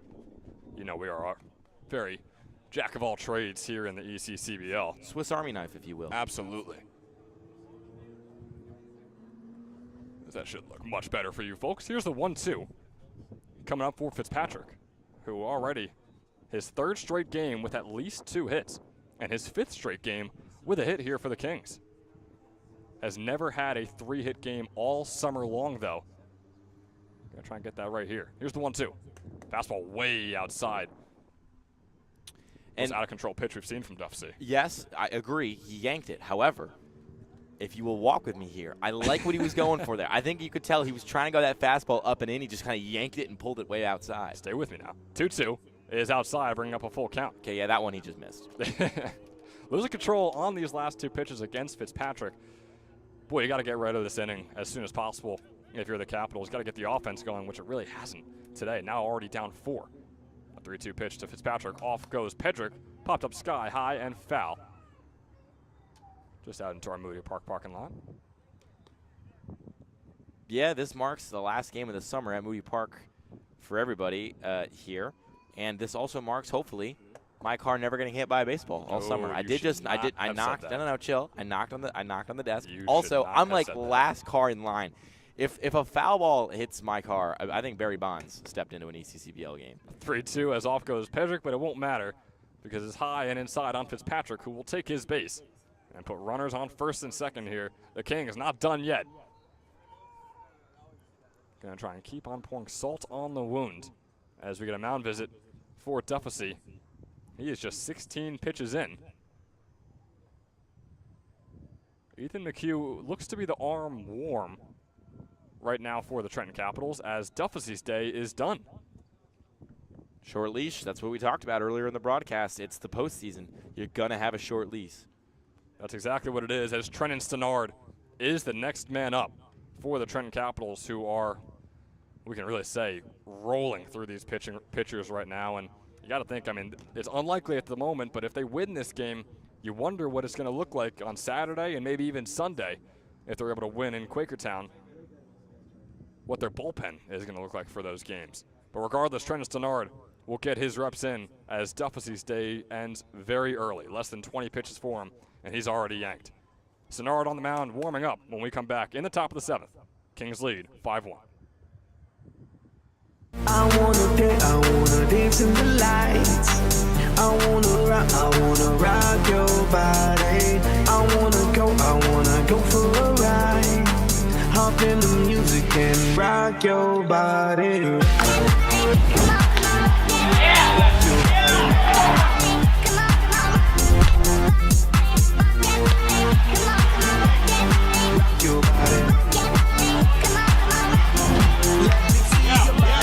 Shaking it from the bottom to top.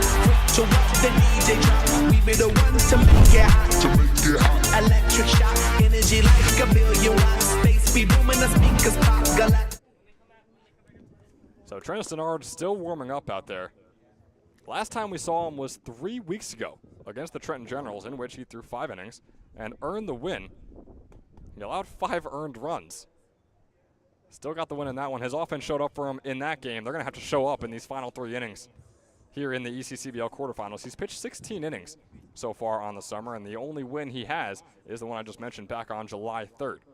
He's allowed 23 hits and 9 earned runs, all for a 3.938 earned run average. So Trenton Stenard, the new man on the mound, as the order continues on for the South Jersey Kings. These guys are getting their reps in. Brent Williams is the next man up.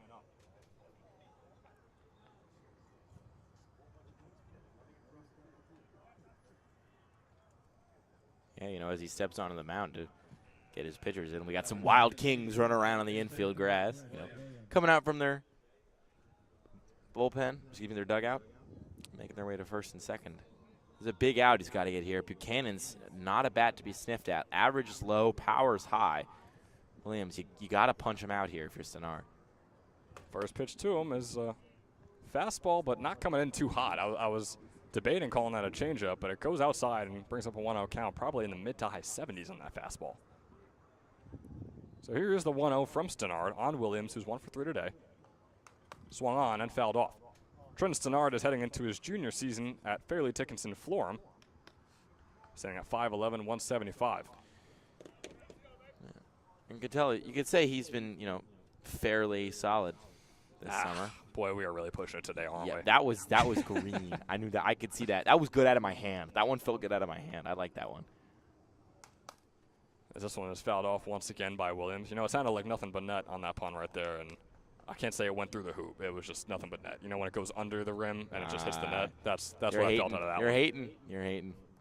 That was a double. That was a Mike Breen double bang. That was how much I like that one. A 1-2 pitch coming up here for Williams. Stenard trying to start his day off a lot stronger than Duffy was able to. 1-2 breaking ball way outside, brings up a 2-2 count. He threw 20 innings this past spring in his sophomore campaign to the tune of a 5.31 earned run average. Allowed 31 hits and 12 earned runs, striking out 18 batters. Can you call a pitch voluptuous? Because that curveball was... That was round. Yeah. It curved around. Here's the 2-2. 2 runners on. Fastball outside once again.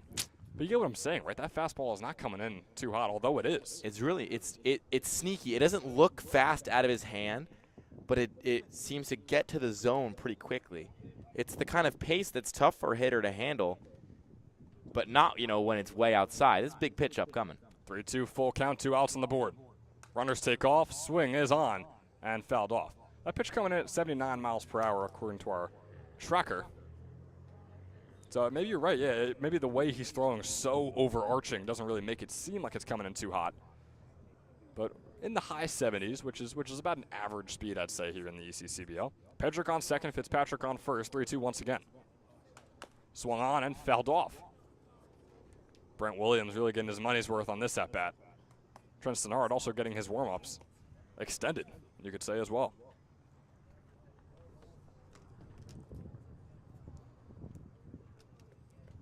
So here is the 3-2 coming up on Williams. A big at-bat right here. Could be, maybe early to say this, a nail in the coffin right now for the Trenton Capitals.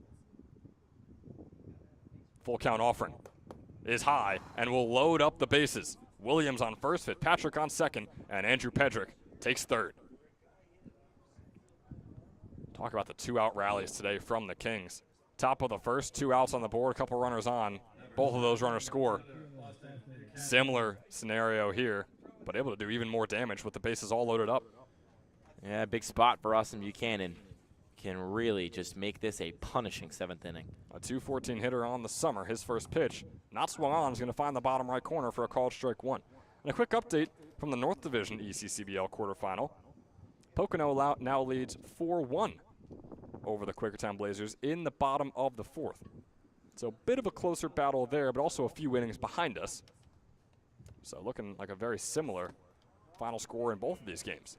But again, the Trenton Capitals have a few innings to work with. The Quakertown Blazers have about half the game to work with to come back in those ones. That breaking ball called a ball on Buchanan, who's still looking for his first hit today and first time on base as well. 1-1 coming up from Stenard. Fastball outside brings up a 2-1.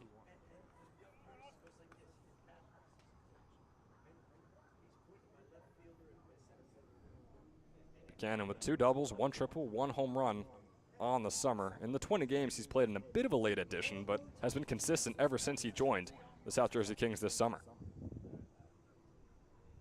A 2-1 pitch swung on right over to Jackson Scurll, the shortstop. Going to hesitate to make the throw and not accurate enough. As home comes Pedrick, home comes Fitzpatrick. The Kings are tacking on the runs here in the top of the 7th. 2 unearned thanks to the error on Jackson Scurll. The Division III Freshman of the Year not able to put away the inning. And Trenton Stenard's inning will unfortunately continue. Those runs not earned to his name. Regardless, they would not have been earned to his name, but still just a tough going that he's still on the mound right now. Jackson Scurll, I mean, the nightmare summer kind of continues for him. He heads into the warm months thinking it's time for me to continue the momentum I had in the spring. Can't get to go in at the plate there. I understand what he's trying to do, but they've got 2 outs. Throw it over to first. Make the easy play. It was going to be a tough play even if that throw was online. He was pumping. He was waiting for the second baseman to move over. Just throw that thing to first and get out of the inning. Ty Mercado up, takes a ball 1 low, and you could tell he thought about it too. The way he hesitated on the throw to first and then was like, no, let me get the easy, he thought, throw to second. He sails it out past the right fielder McGordy, and that's why 2 runs scored, and the Kings now lead by 6, 7-1. Stenard looking for the out.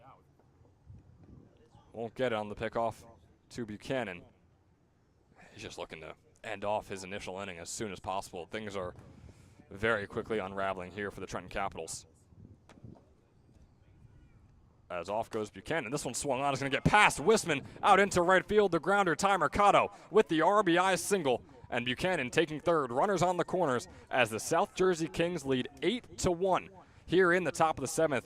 A 6-run inning. They've now batted around as Raba's coming up. I mean, when you think about the greatest offenses you've ever seen in baseball, you got to put up, prime Barry Bonds years, the Giants were pretty good. Prime Bronx Bombers were pretty good. Whatever the South Jersey Kings have in the last 3 innings of games is something pretty incredible. I mean, this was an offense that was pretty good so far, through today. But again, just like they did in basically the play-in game to get to the playoffs, they blow the doors right off this game and blow this game wide open. So that was a 7-inning game. They did all of that in the 6th. But basically same kind of situation here. Here in the 7th of 9, the Kings, and they're piling on. They just will not go away. They show no signs of wanting to slow down. And you could just feel any momentum that these Caps had screeching to a halt as their bullpen just can't seem to get that third out right now. And their bullpen is getting demolished right now as well. Their 6th pitcher coming in here in the top of the 7th, Ethan McHugh out of Cornell, getting his warm-ups in. We're going to be right back with you as the Kings are taking a commanding 8-1 lead. And it doesn't look like they're going to stop anytime soon. The rest of the top of the 7th once again coming your way after a quick word from our sponsor. Hi, my name is Dr. Philip Glassner. I'm a hip and knee replacement specialist at Mid-Jersey Orthopedics. We're a multi-specialty orthopedic practice with offices in Flemington, Bridgewater, and Washington, New Jersey. We have 18 fellowship-trained specialists to take care of you from your neck down to your toes. We offer conservative management such as bracing, therapy, and injections through surgical interventions as well. Our goal is to keep you active and healthy and get you back in the game. We also offer on-site digital x-ray as well as MRI. We have evening and Saturday morning office hours to assist with convenient appointment times, as well as having walk-in appointments available. Call us or visit our website at midjerseyorthopedics.com so we can help you to live life better. So after Trenton Stenard is not able to get a single batter out in the 3 he faced, he allowed 1 hit and has 1 earned run to his name, along with a walk. On comes Ethan McHugh out of Cornell, trying to, at the very least, just get them out of this 7th inning, which has lasted forever here in the top, as that one bounces off the glove of Mescal. That's going to be a pass ball that allows Buchanan to come home and Mercado to move on to second. And it's a 9-1 lead. Yeah, McHugh not very happy with himself. Or not, he could also be mad at his catcher. It seemed like he was mad at himself. Pass ball, though. It's a tough spot to be in. It's a tough catch for the catcher to make. Just the wheels are falling off the bus right now for the Capitals. It's a difficult batter to face, too. Jordan Raba, who is looking like one of the Toyota Player of the Game nominees for this one. 3 for 4 and trying to add on to it in his 5th at-bat right here. A quick 2-0 count on him from McHugh.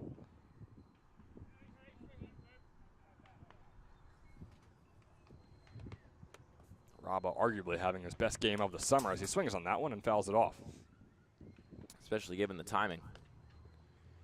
He rose here in the big moment, and, I mean, just an incredible 7th inning from the Kings. Talk about twisting the knife. They've done just about as good as you can. 2-1, breaking ball finds the bottom left corner on Raba, who you talked about. He shows up in the big moments in the game that you called, Game 2 of the doubleheader against the Trenton Generals, the win or go home for the Kings. A 4 for 5 game for Jordan Raba in that one. He surely showed up, and he's shown up in this one as well. 2-2 goes way outside and brings up a full count pitch on Raba. Well, Robert Ory was Big Shot Bob. You know, Jordan Raba could be Big Game Rob. Raba. Yeah, that doesn't have the same flow to it, but 3-2 fastball outside, and Raba will take his base for the 4th time today. You know, maybe he's not having as impressive as a day as he did a few days ago against the Trenton Generals, where in that 4 for 5 game, 3 doubles and 3 RBIs to his name. As Raba will take first. And on comes Dom Inzilla. Both these guys having very opposite days, you could say. Inzilla got his first hit of the day in his last at-bat. He's now 1 for 4 with runners on first and second. Fastball from McHugh is in there for a called strike 1. And I can't believe we're saying this coming into the top of the 7th. I couldn't imagine saying this, but the possible mercy rule game-winning run is on first right now. we're in the 7th.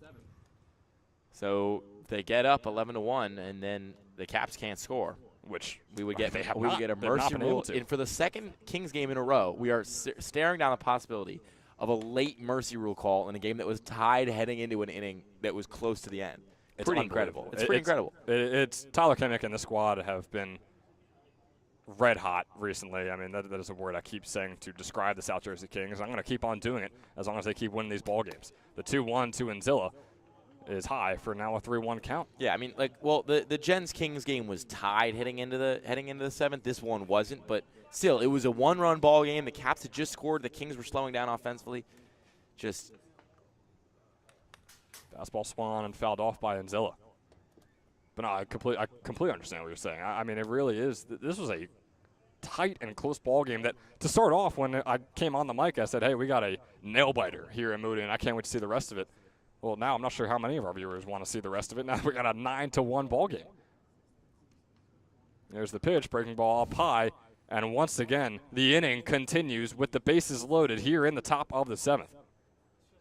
It's like the Simpsons meme. Stop, he's already dead. And the Kings just piling on and drawing out this 7th inning. It looks like we're going to get another pitching change. We're going around and around and around the order here for the Kings. as once again we get, like you said, another pitching change for the Trenton Capitals. Zach Kasurka is the man who will take the mound. Out of Gettysburg University, didn't see much action in his freshman season because of how well they played and how deep of a playoff run they made. Didn't want to have a freshman out there for too long. But once again, we remind you that the ECCBL and this ECCBL quarterfinal game is sponsored in part by Northfield Bank, proudly serving local communities since 1887 with branch locations across Mercer and Hunterdon counties. Northfield offers simply free checking with no minimum balance, no monthly fees, and no per-check charges. Northfield Bank customers also enjoy free online banking, mobile app access, and a free debit card for everyday purchases. For more information, please visit northfield.com or follow Northfield Bank on LinkedIn, Instagram, Facebook, Twitter, and TikTok at Northfield Bank. You know, we've said this about 2 or 3 times already in the top of the 7th, but we're going to take a quick break and be back with you with the rest of the top of the 7th after a quick word from our sponsor.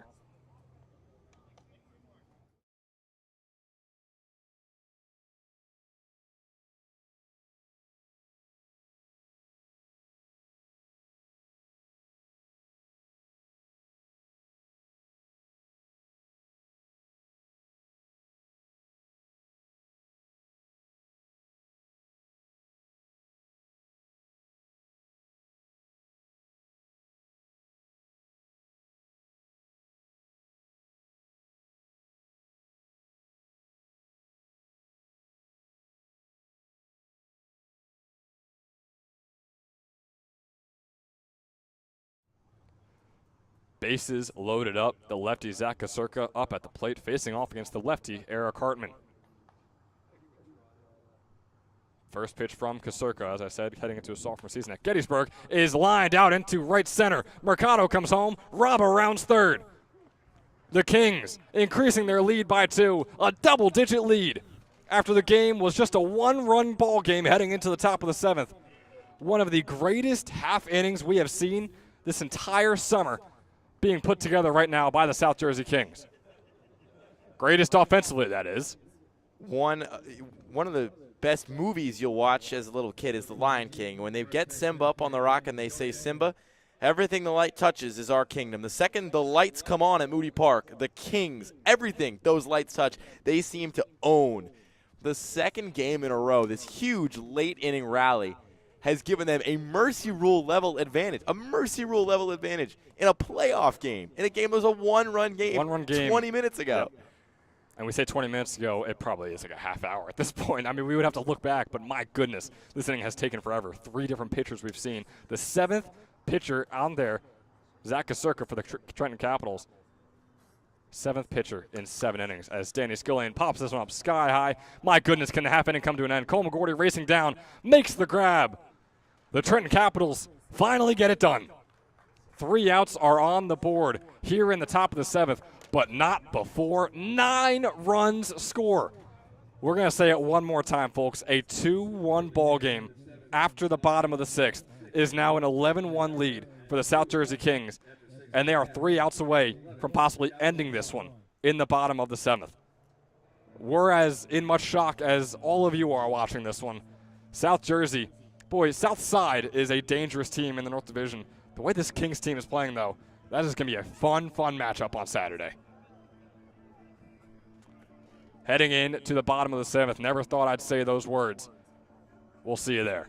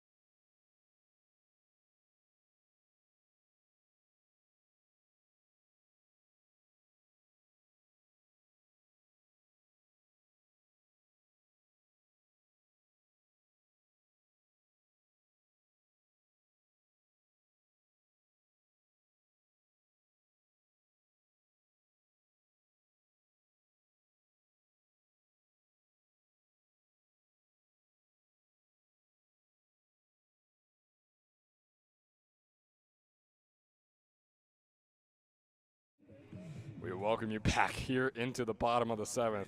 If you're just tuning in and you're wondering why I'm chuckling, this was a 2-1 ball game after the bottom of the 6th.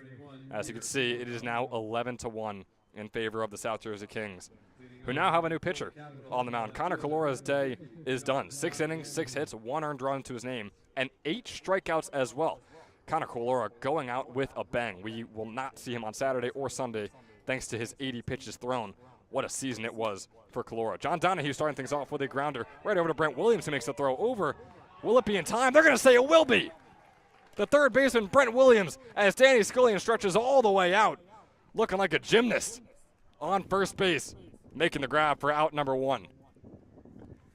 And 2 more left to go here for Noah Rivera, who is pitching in his 32nd inning on the summer, has a 1-2 record, allowed 25 hits and 19 earned runs for a 4.29 earned run average.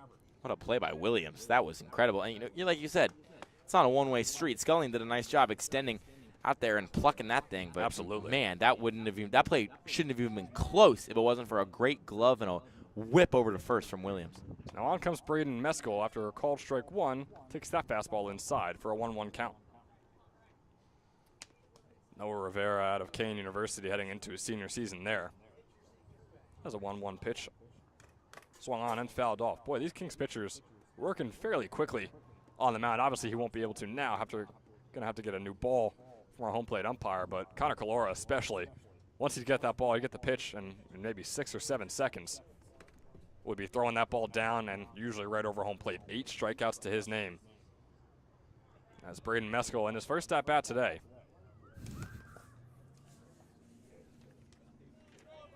And possibly his last at-bat of the entire ECCBL summer. A 276 hitter who's 2 for 5 with 3 RBIs against the Kings. Grounds this one, and maybe his last hit of the summer as well. Puts it in between Williams and Mercado, out into left field. Buchanan on the grounder, and Meskel finds his way onto first.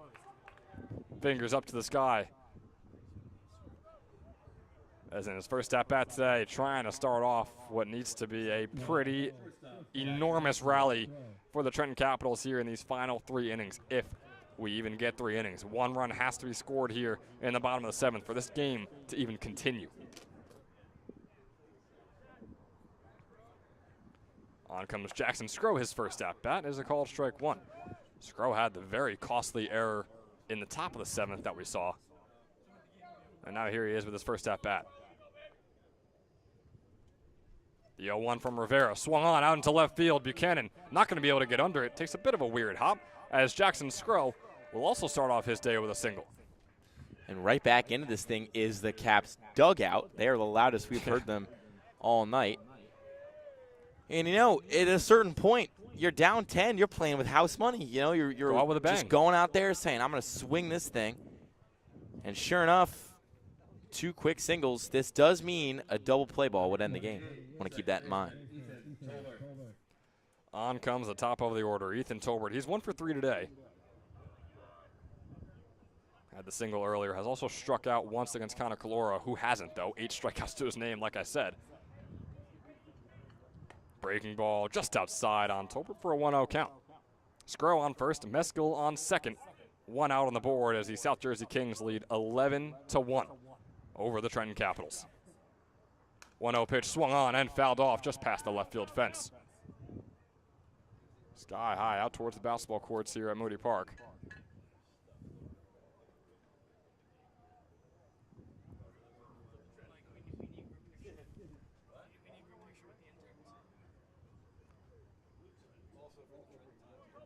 Here's the 1-1 now to Tolbert.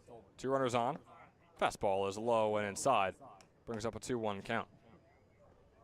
You don't want to already get too presumptuous, but just looking at some of the guys who could win our Toyota Player of the Game, Luke, I think there's 2 clear names. I think there's 1 hitter and there's 1 pitcher. It's Connor Calora and Jordan Raba.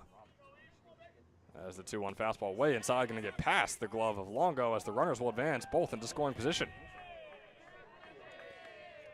And uh-oh. I'm not seeing a lot of rally caps going in the Caps dugout, but maybe in spirit they flip them around and turn them upside down. But they could claw their way back into this thing. You never know. Just 1 run means they get to play on. That's all they're searching for right now. 2 outs away from the game ending, 1 run away from it being extended to at least the 8th inning. 3-1 pitch. Finding the bottom of corner, Tolbert was about to throw his bat towards the dugout. Instead, he'll have a full count pitch coming up right here.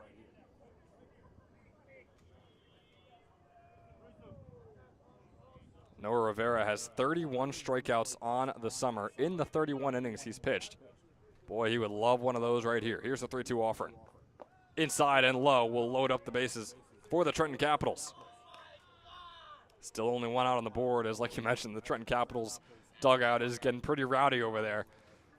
Who knows? Maybe it works. I mean, they got to get at least 1 run here, but the rest of the game, get the energy up. The bats might start following suit. Yeah, I mean, they're going to have the ultimate vibes guy, Parker Murator, come out here. Just, when he gets on base, that dugout just lights up with joy.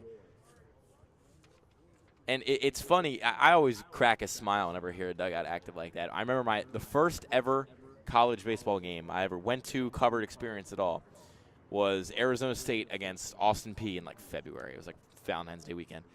And Austin Peay was getting killed. They were down like 7-1, but they just, every single time an ASU pitcher threw a ball, they would just go, no, no, heck no, heck no, every single time. It's like when you're playing pickup basketball and somebody who can't shoot shoots a 3. The whole sideline goes, heck no. And that's exactly what they were doing every single time the ASU pitcher threw a ball down like 7 runs. And it just made me crack up. And I love the energy I'm getting from the Caps dugout right now. You know what? Part of me thinks maybe Grand Slam would make things a little bit interesting. It absolutely would. I mean, still make it a 6-run ball game in favor of the South Jersey Kings, but definitely interesting. Parker Murator, will he be the man to do it? First pitch to him. On his first at-bat is a grounder right over to Williams, looking for the double play. Can they get it? Instead, look at the fielder's choice out at second. And the 1 run will score. And it's now 11-2. The Capitals, their first run, well, only since the bottom of the 5th, but only 2nd run of the entire game. Almost had him. If that isn't Murator out there, if that's really anybody else in that lineup, that could be a double play. Murator's quick. Murator is really quick.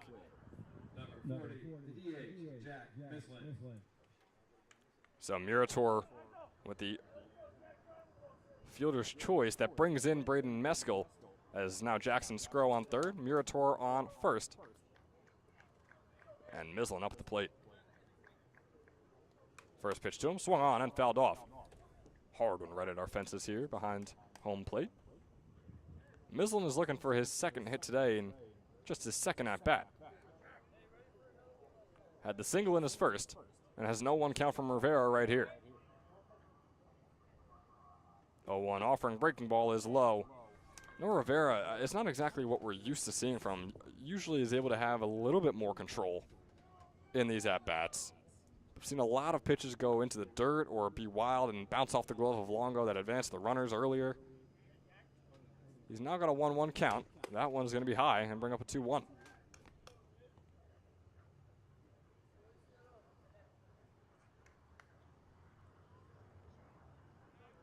Last time we saw Rivera was in the game he started against the Trenton Generals, one of those 2 in the doubleheader. Got the win.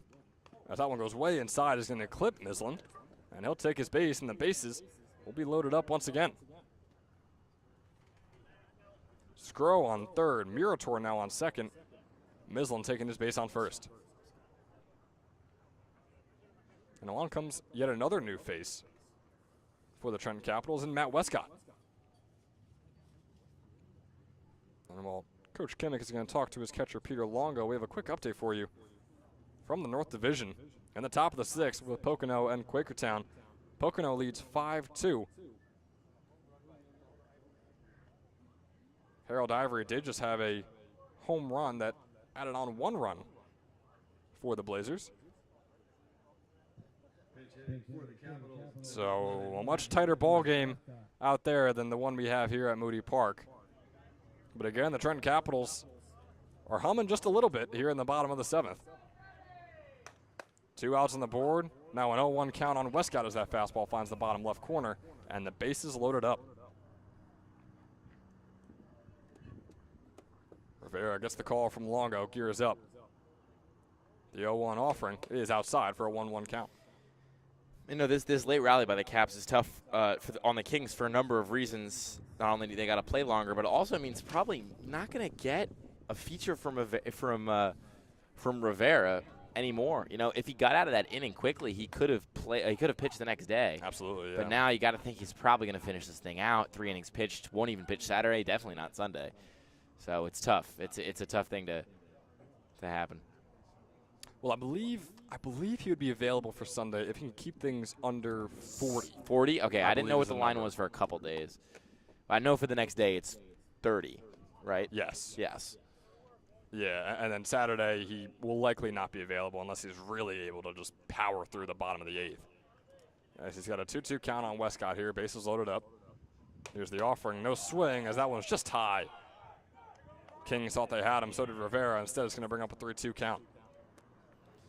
You got to wonder where this dugout energy was earlier, man. This is spurring on the offense and giving life to this game. Too bad it's a 9-run deficit.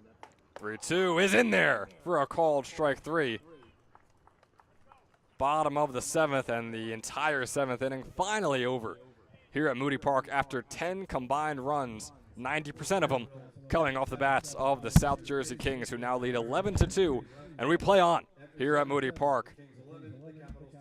Top of the 8th is coming your way after a quick break.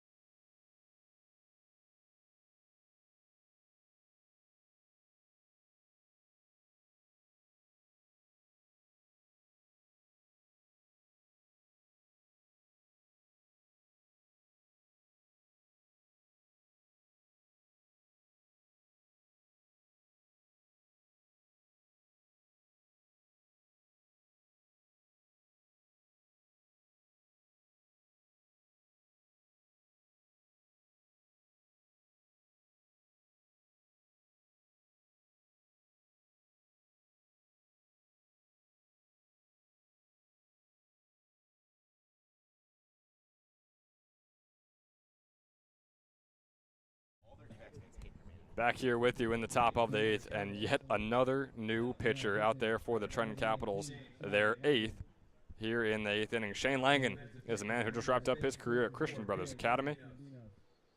Through 20 innings this past spring for just barely over a 1.0 earned run average, the Babson commit has thrown about 11 innings so far this summer.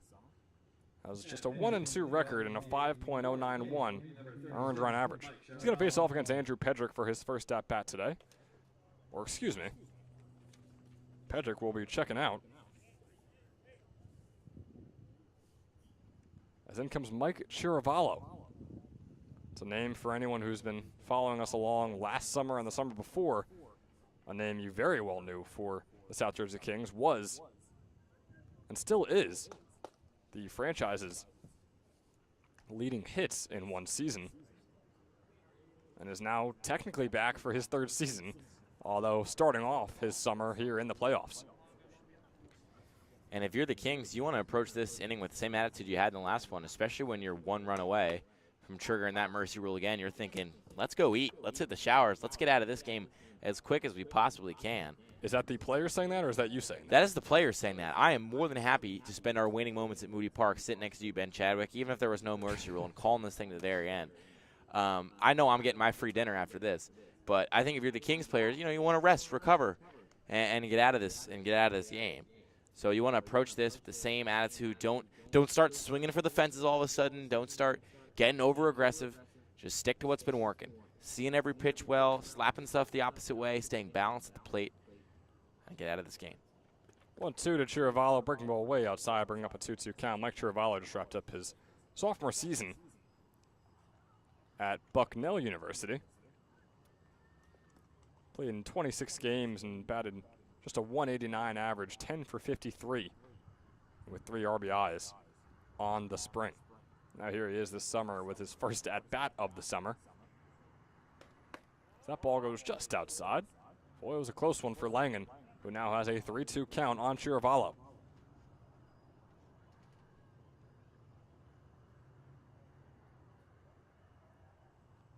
Langen, the Babson commit, gearing up for the full count pitch.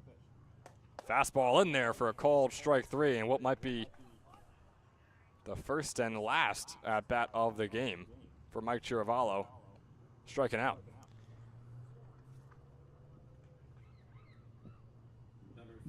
So now on comes Peter Longo. Just a 125 hitter on the summer.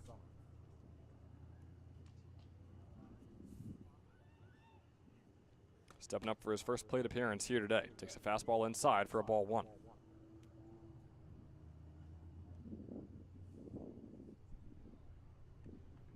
Longo heading into his junior season at Fairleigh Dickinson out of Cherry Hill, New Jersey. Standing at 6'3", 190. Swing and a miss there, where he checked himself about halfway through. It looked like a called strike either way.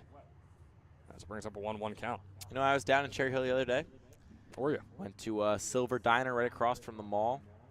Can you recommend? Not a sponsor. Pretty good, pretty good. As Jersey diners go, my expectations were higher than what I got, but it was still pretty good. You know, I've been told that diners in Jersey are truly fantastic. That is true. We have a Pennsylvania native on the mic right now Yeah. on Jersey Baseball Nation. I thought that was illegal. Nope, I am crossing. Our commissioner, Mike Olsson, letting it happen. I'm breaking barriers. I'm fuming. So, yeah, I mean, I would recommend. It was pretty good. Definitely had the aesthetic of a good diner. Definitely, I think I probably got the wrong thing. I got an omelet, which was, like, not that good. But it really, if you're a diner that can't make a good omelet, though, are you really a good diner? Yeah, it's a good point. There was a lot of onions in there. The eggs weren't very good, but the home fries were excellent. A biscuit came with it, also excellent. So I would probably give it like a 6.2 out of 10. All right, Dave Portnoy. Sounds good. Here's a 3-1. Swing and a miss there from Longo, brings up a full count.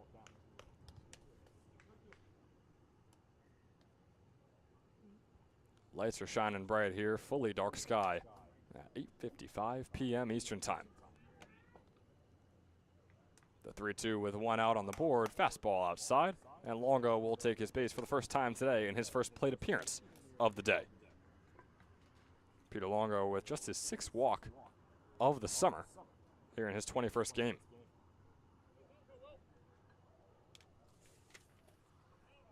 As it moves on to Will Bethea. The post commit out of South Plainfield, New Jersey. Just a 129 hitter so far this summer in the 14 games we've seen him. A 288 hitter this past spring for St. Thomas Aquinas, the Trojans, out there in Edison, New Jersey, as that breaking ball goes right past the glove of Meskel. And Longo will take second.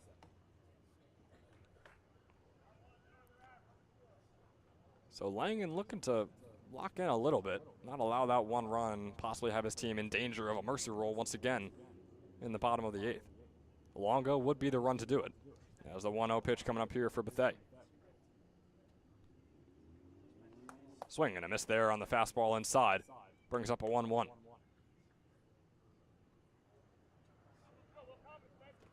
Will Bethea is just 4 for 31.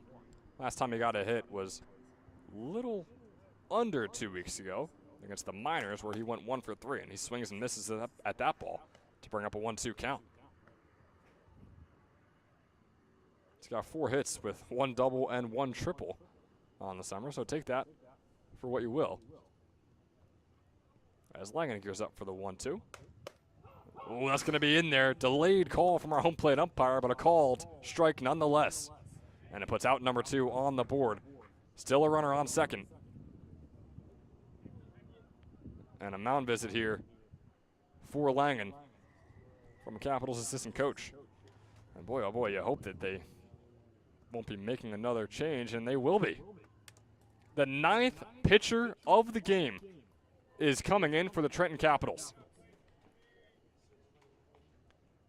This is just getting preposterous at this point.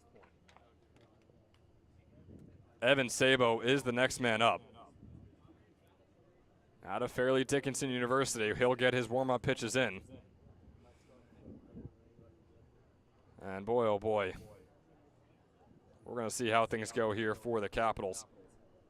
As Langen's day ends, getting 2 outs and allowing 1 walk and tallying up 2 strikeouts on both those outs. If that isn't the shortest leash on a pitcher I have ever seen, I don't know what is. I mean, if the Caps win, you face 3 batters, you get 2 strikeouts and allow 1 walk. Who are they gonna throw on Saturday if they win? I mean, they've used like everybody today. I'm just saying, the game isn't over yet. The game is not over yet. I just don't understand this leash at all. Is there any leash? Like for Langen, was he No, only they're allowed holding him by the collar. They got 1 finger hooked around the collar. That's where they're holding him. He allowed 1 walk after getting 2 strikes, and you take him out.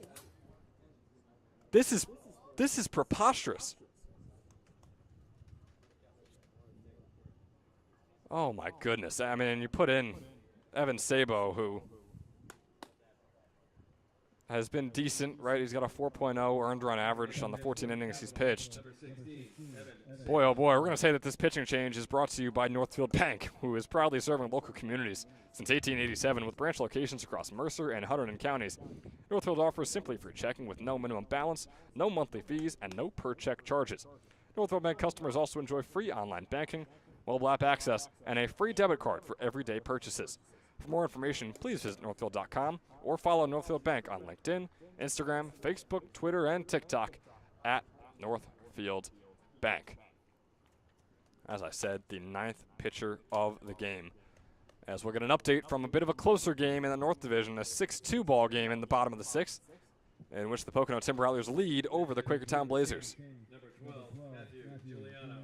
So on comes Matthew Giuliano, the first batter for Evan Sabo. Giuliano's first at bat of the day, just a 132 hitter on the summer as that fastball is inside for a ball 1. I'm still in awe that we're seeing a different pitcher than Shane Langen on the mound right now. Truly, I'm in awe. Got to get all the guys their reps. You know what they say. But then that just shows no faith in your offense, which, I mean, there's very little faith, but a little faith that you can try and come back in this game. I mean, the Kings scored 9 runs in an inning. That's what you need right now to tie it up. Just, I could not be more opposed to that decision. I would use the word perplexed. Perplexed works as well. Confused. Perturbed, perhaps. As that one's going to be fouled off, bring up a 1-2 count on Giuliano. Matthew Giuliano, in his freshman season at Mercer County Community College, a 184 hitter with a 500 OPS, had 2 doubles and 6 RBIs. Also threw a little over 6 innings. He allowed 8 earned runs for a 10.8 earned run average. He's got a 1-2 count against Sabo right here. Taking his time on the mound. Gearing up for the 1-2. Quick hop step up. That pitch is going to get away from Mescal as Longo will take third. Boy, Peter Longo has been around the bases for forever, it seems, and he's finally finding his way onto third. After so many pitchers have seen the mound here for the Trenton Capitals. Got to keep in mind as well, another ball gets away here. We got our runner coming home. 2-2 coming up here from Giuliano, or for Giuliano, I should say. Nearly getting away from Mescal once again. Sabo struggling to get that ball over the plate. Brings up a 3-2. Once again, Longo on third. Gearing up for the 3-2. Swing and a miss there from Giuliano. And the 11-2 ball game remains after quite the long top of the 8th inning, which saw a few pitchers check in and out for the Trenton Capitals. Boy, this has been a wild last inning and a half here at Moody Park. We're going to see if it continues. When the Caps are back up at the plate, they scored 1 run in the bottom of the 7th. They're going to need a whole lot more with these next 6 outs if they want to come back. They trail 11-2 when we return in the bottom of the 8th. I wanna dance in the lights. I wanna rock your body. I wanna go for a ride. Hop in the music and rock your body.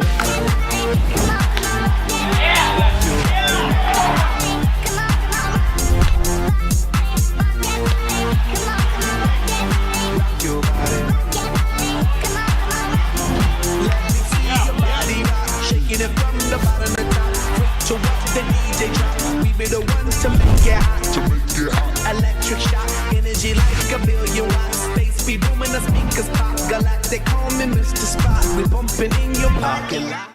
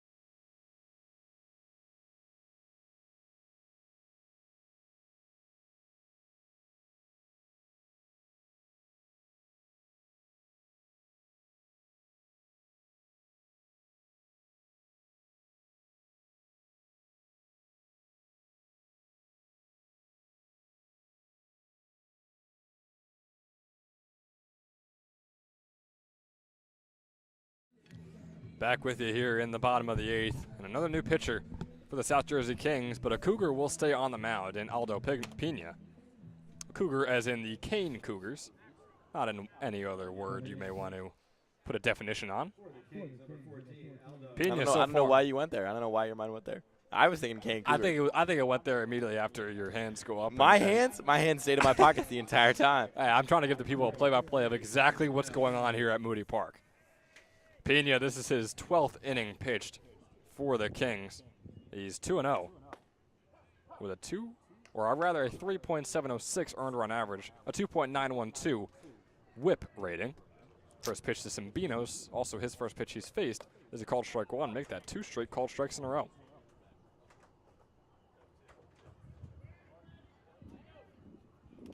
An 0-2 count here to Simbinos. Breaking ball way outside. Boy, it was cutting in fast, but not fast enough.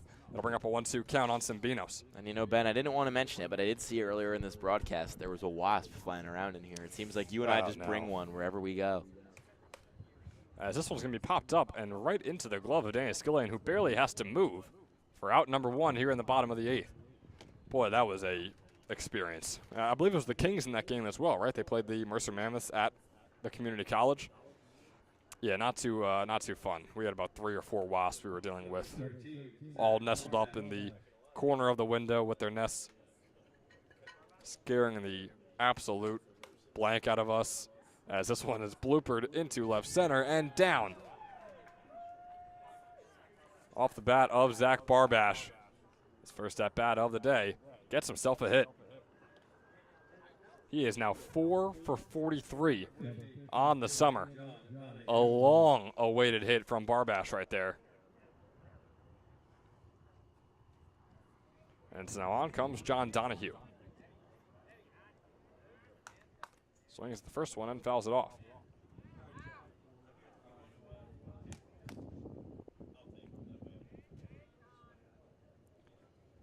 Donahue still looking for his first hit here in this one.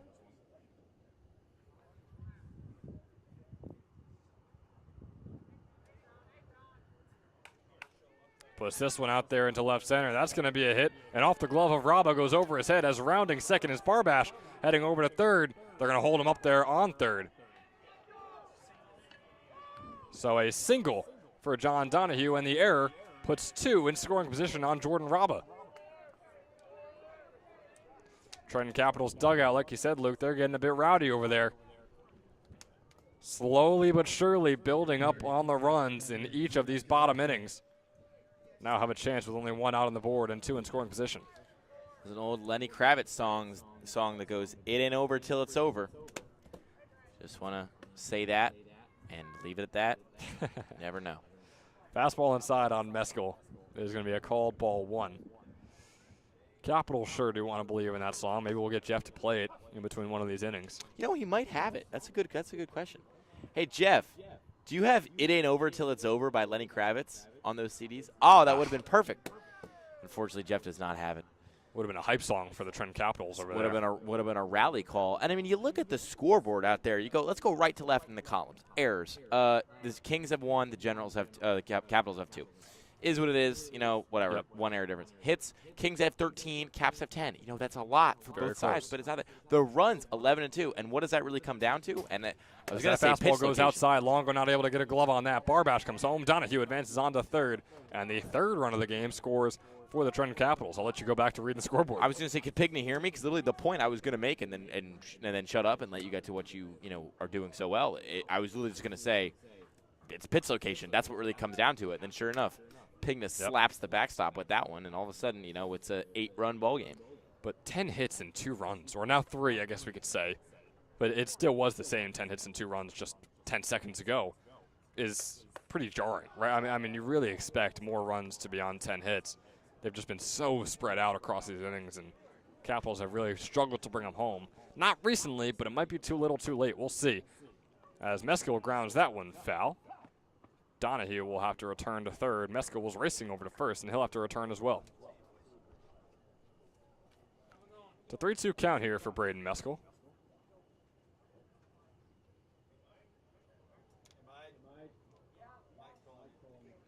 Who got a single in his first at-bat and came all the way around the bases as well to be that second run of the game.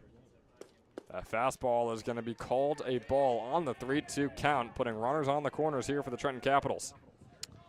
Chip away. That's what the Caps are doing. That's about as much as you can ask them to do, is to just chip away. But like you mentioned, 10 hits, 3 runs. It comes down to situational hitting. Can you hit well in situations with runners on? And you've got one right here. Runners on first and third.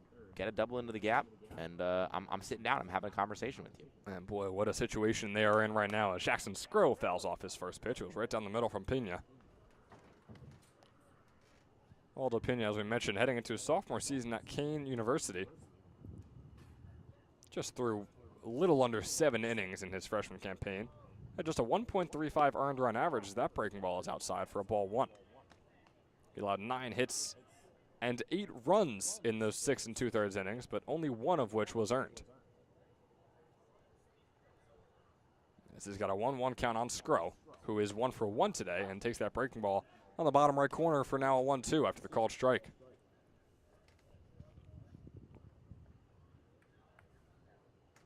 Slowly but surely for the Capitals, that is their mantra for these last 2 innings, as that breaking ball goes outside and brings up a 2-2 count on Jackson Scrow. Scrow, a player who has not seen a hit in his past 4 games.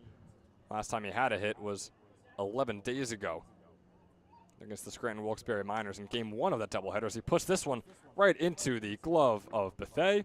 Looking for the double play are the Kings. They're going to say they got it. A late call from Mike Beal, our infield umpire. Meskill is out at second.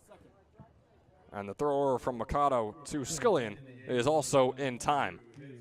Once again, it's just 1-run scoring for the Trenton Capitals. They cut the lead down to 8 as we head into the final inning. Going to need some madness if we want to have a close ball game in this one. Kings lead 11-3 when we return in the top of the 9th.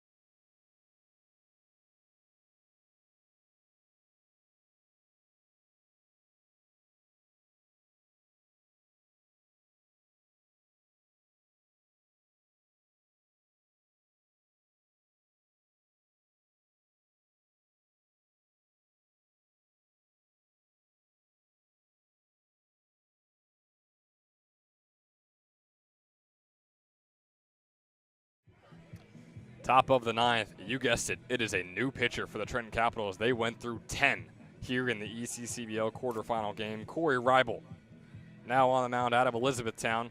The rising sophomore over there has pitched 9 2/3 innings so far this summer, has no 1-1 record.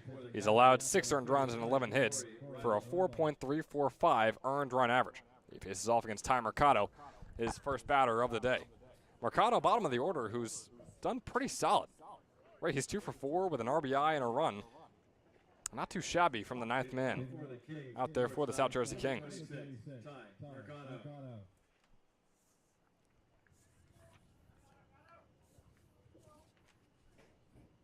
Ty Mercado out of Hartford Community College, taking the first pitch in there for a called strike one. Nice one from Reibel, painting that bottom right corner on the fastball.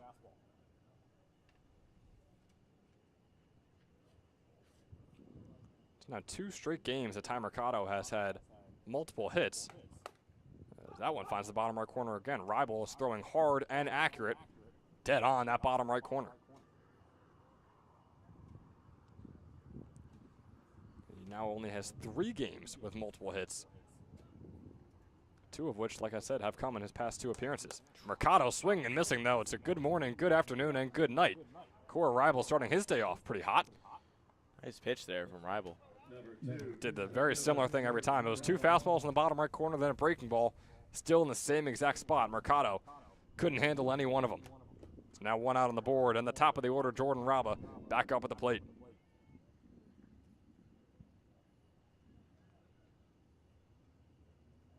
First pitch to him is swung on and fouled off. Raba, as we mentioned, he's 3 for 4 today with a walk. Getting on base in 4 out of his 5 appearances, tacking on 2 runs as well.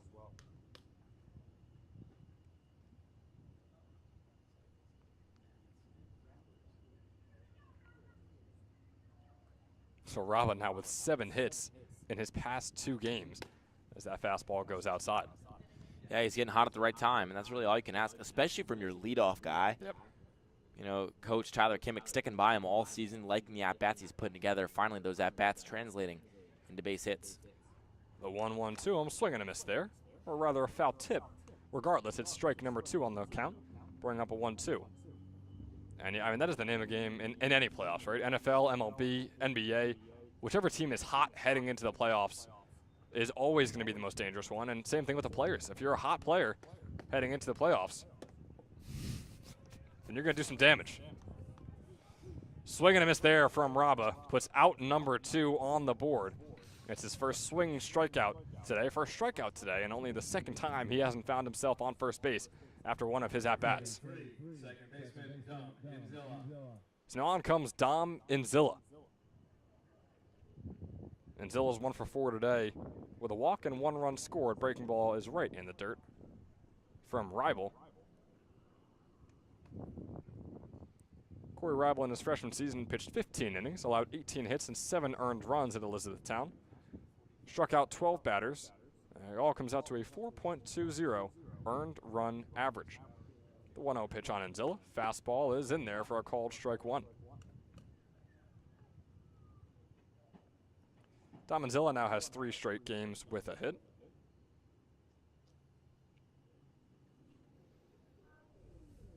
Faces the 1-1 here. Breaking ball swung on out into left field. Donahue chasing it down. Goes out, then comes back in. Makes the grab nonetheless. Puts out number 3 on the board. So the Kings are scoreless in the past 2 innings. Defensively, the Capitals are showing up. Offensively, though, can they score 8 in the bottom of the 9th? The Kings scored 9 in the top of the 7th. Capitals are going to need to be ice cold. Well, they're going to need their veins to be ice cold. They're going to need to be red hot with the bats in their hands coming up here in the bottom of the 9th. We'll see you there, folks.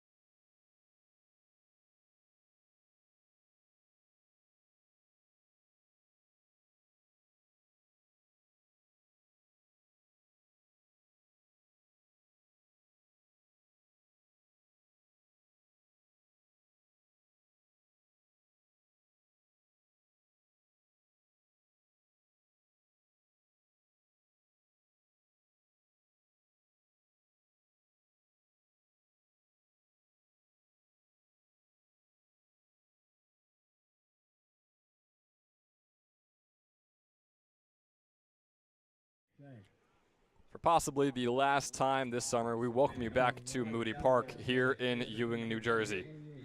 In the bottom of the ninth, where Ethan Tolbert and the Trenton Capitals trail by 8. Tolbert is the man leading things off, the leadoff hitter as well. So a good situation here in the bottom of the ninth if you don't look at the runs scored for both teams. First pitch from Andrew Shank, who is now out there for the South Jersey Kings. This is a called strike 1, fastball in the bottom left corner.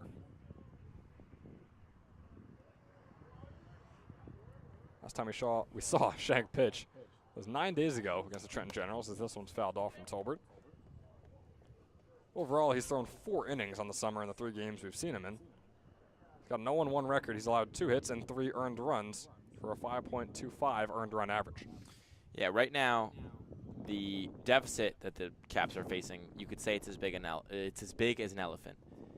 And I'll let this pitch happen. As that fastball is in there for a called strike 3. Tolbert, another good morning, good afternoon, good night here in the 9th inning. Yeah, with some snide comments from Tolbert on the way back at the dugout. Anyway, what I was trying to say was the deficit as big as an elephant. Ben Chadwick, you eat an elephant not in one bite, but one bite at a time. If they want to pull off the most improbable comeback we have ever seen in ECCBL history, I don't even need to fact check that, they need to just do it with singles and walks. Don't try to do it with big swings and home runs. Though they're the way they talk to Parker Murator will never not make me laugh. It is hilarious, and I am curious after your statements. We can't just move past that. Do you eat a lot of elephants? No, it's a saying that my grandpa used to use. He'd be like, "Oh, you eat an elephant, Luke? You eat it one bite at a time." I'd be like, "Yeah, whatever you say. I want to go play with my Legos now." But that was most I feel of like that might put you on some sort of watch list. Not really. The endangered animals, or do you think they could just go? Well, are there any elephants that aren't endangered? Because if they're I guess they might all be endangered. I think regardless if they're endangered and you're going out eating them, we're taking this hypothetical way too far. Obviously, right yes. Obviously, if an elephant was endangered, I would not. Hypothetically, I would never go out and eat an endangered That's species. really kind of you. However, if they weren't endangered, hypothetically, I'd think about it. Murator grounds this one right up the middle. Mercado's trying to make the play, makes a throw over, and it's in there in time. Skillen makes the grab for out number 2. His Loud booing boo. him. I think they were booing. They're either booing him or the ump. But I think they were booing him. Either way, they're having a telling good him time. to unhook the trailer. They got one more out left to go in their season. That you can say that's presumptuous of me, but seems that that's the way that this game is going. As the first pitch now to Jack Mislin is high on the 1-1. Now my night is further ruined. I was expecting a new Drake song at 9 p.m. and there's not a new Drake song at 9 p.m. Unfortunate. There's not. That it sucks. There's one thing I've learned about artists dropping music at a certain time is that they never do. So true. Except for Tyler, the Creator, my GOAT.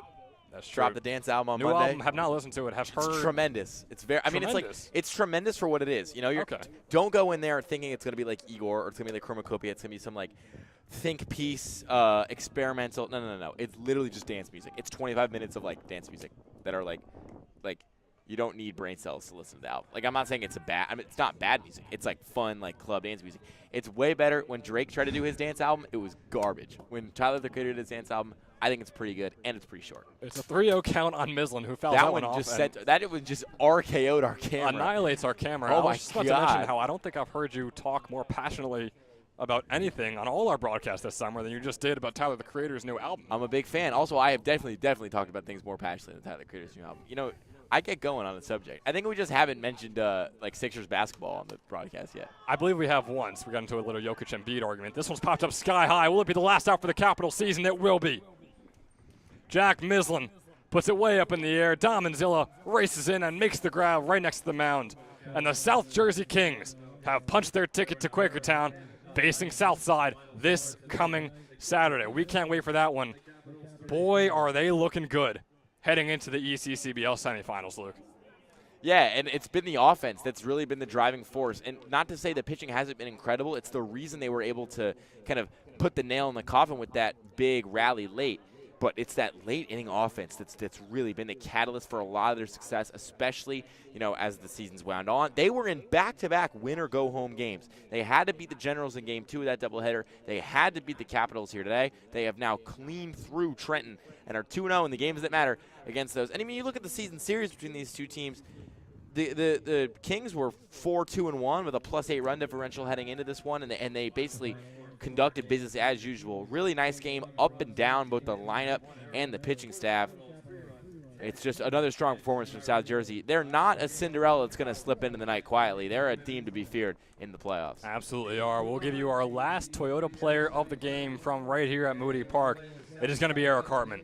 He went 2 for 4 today with 4 RBIs, scored 2 runs of his own, and had 1 walk, and also tacked on a double. Here's our Toyota player of the game. We're going to run down there and try and get a post-game interview with him as we see him walking off. Should be fun to hear from him and hear what he thinks about the team moving forward here in the ECCBL playoffs. But for one final time here at Moody Park, you heard Giacomo Imperiale before. You've been hearing Luke Lendler here right next to me all night long. I've been Ben Chadwick. Thank you so much for watching. We'll see you Saturday in Quakertown.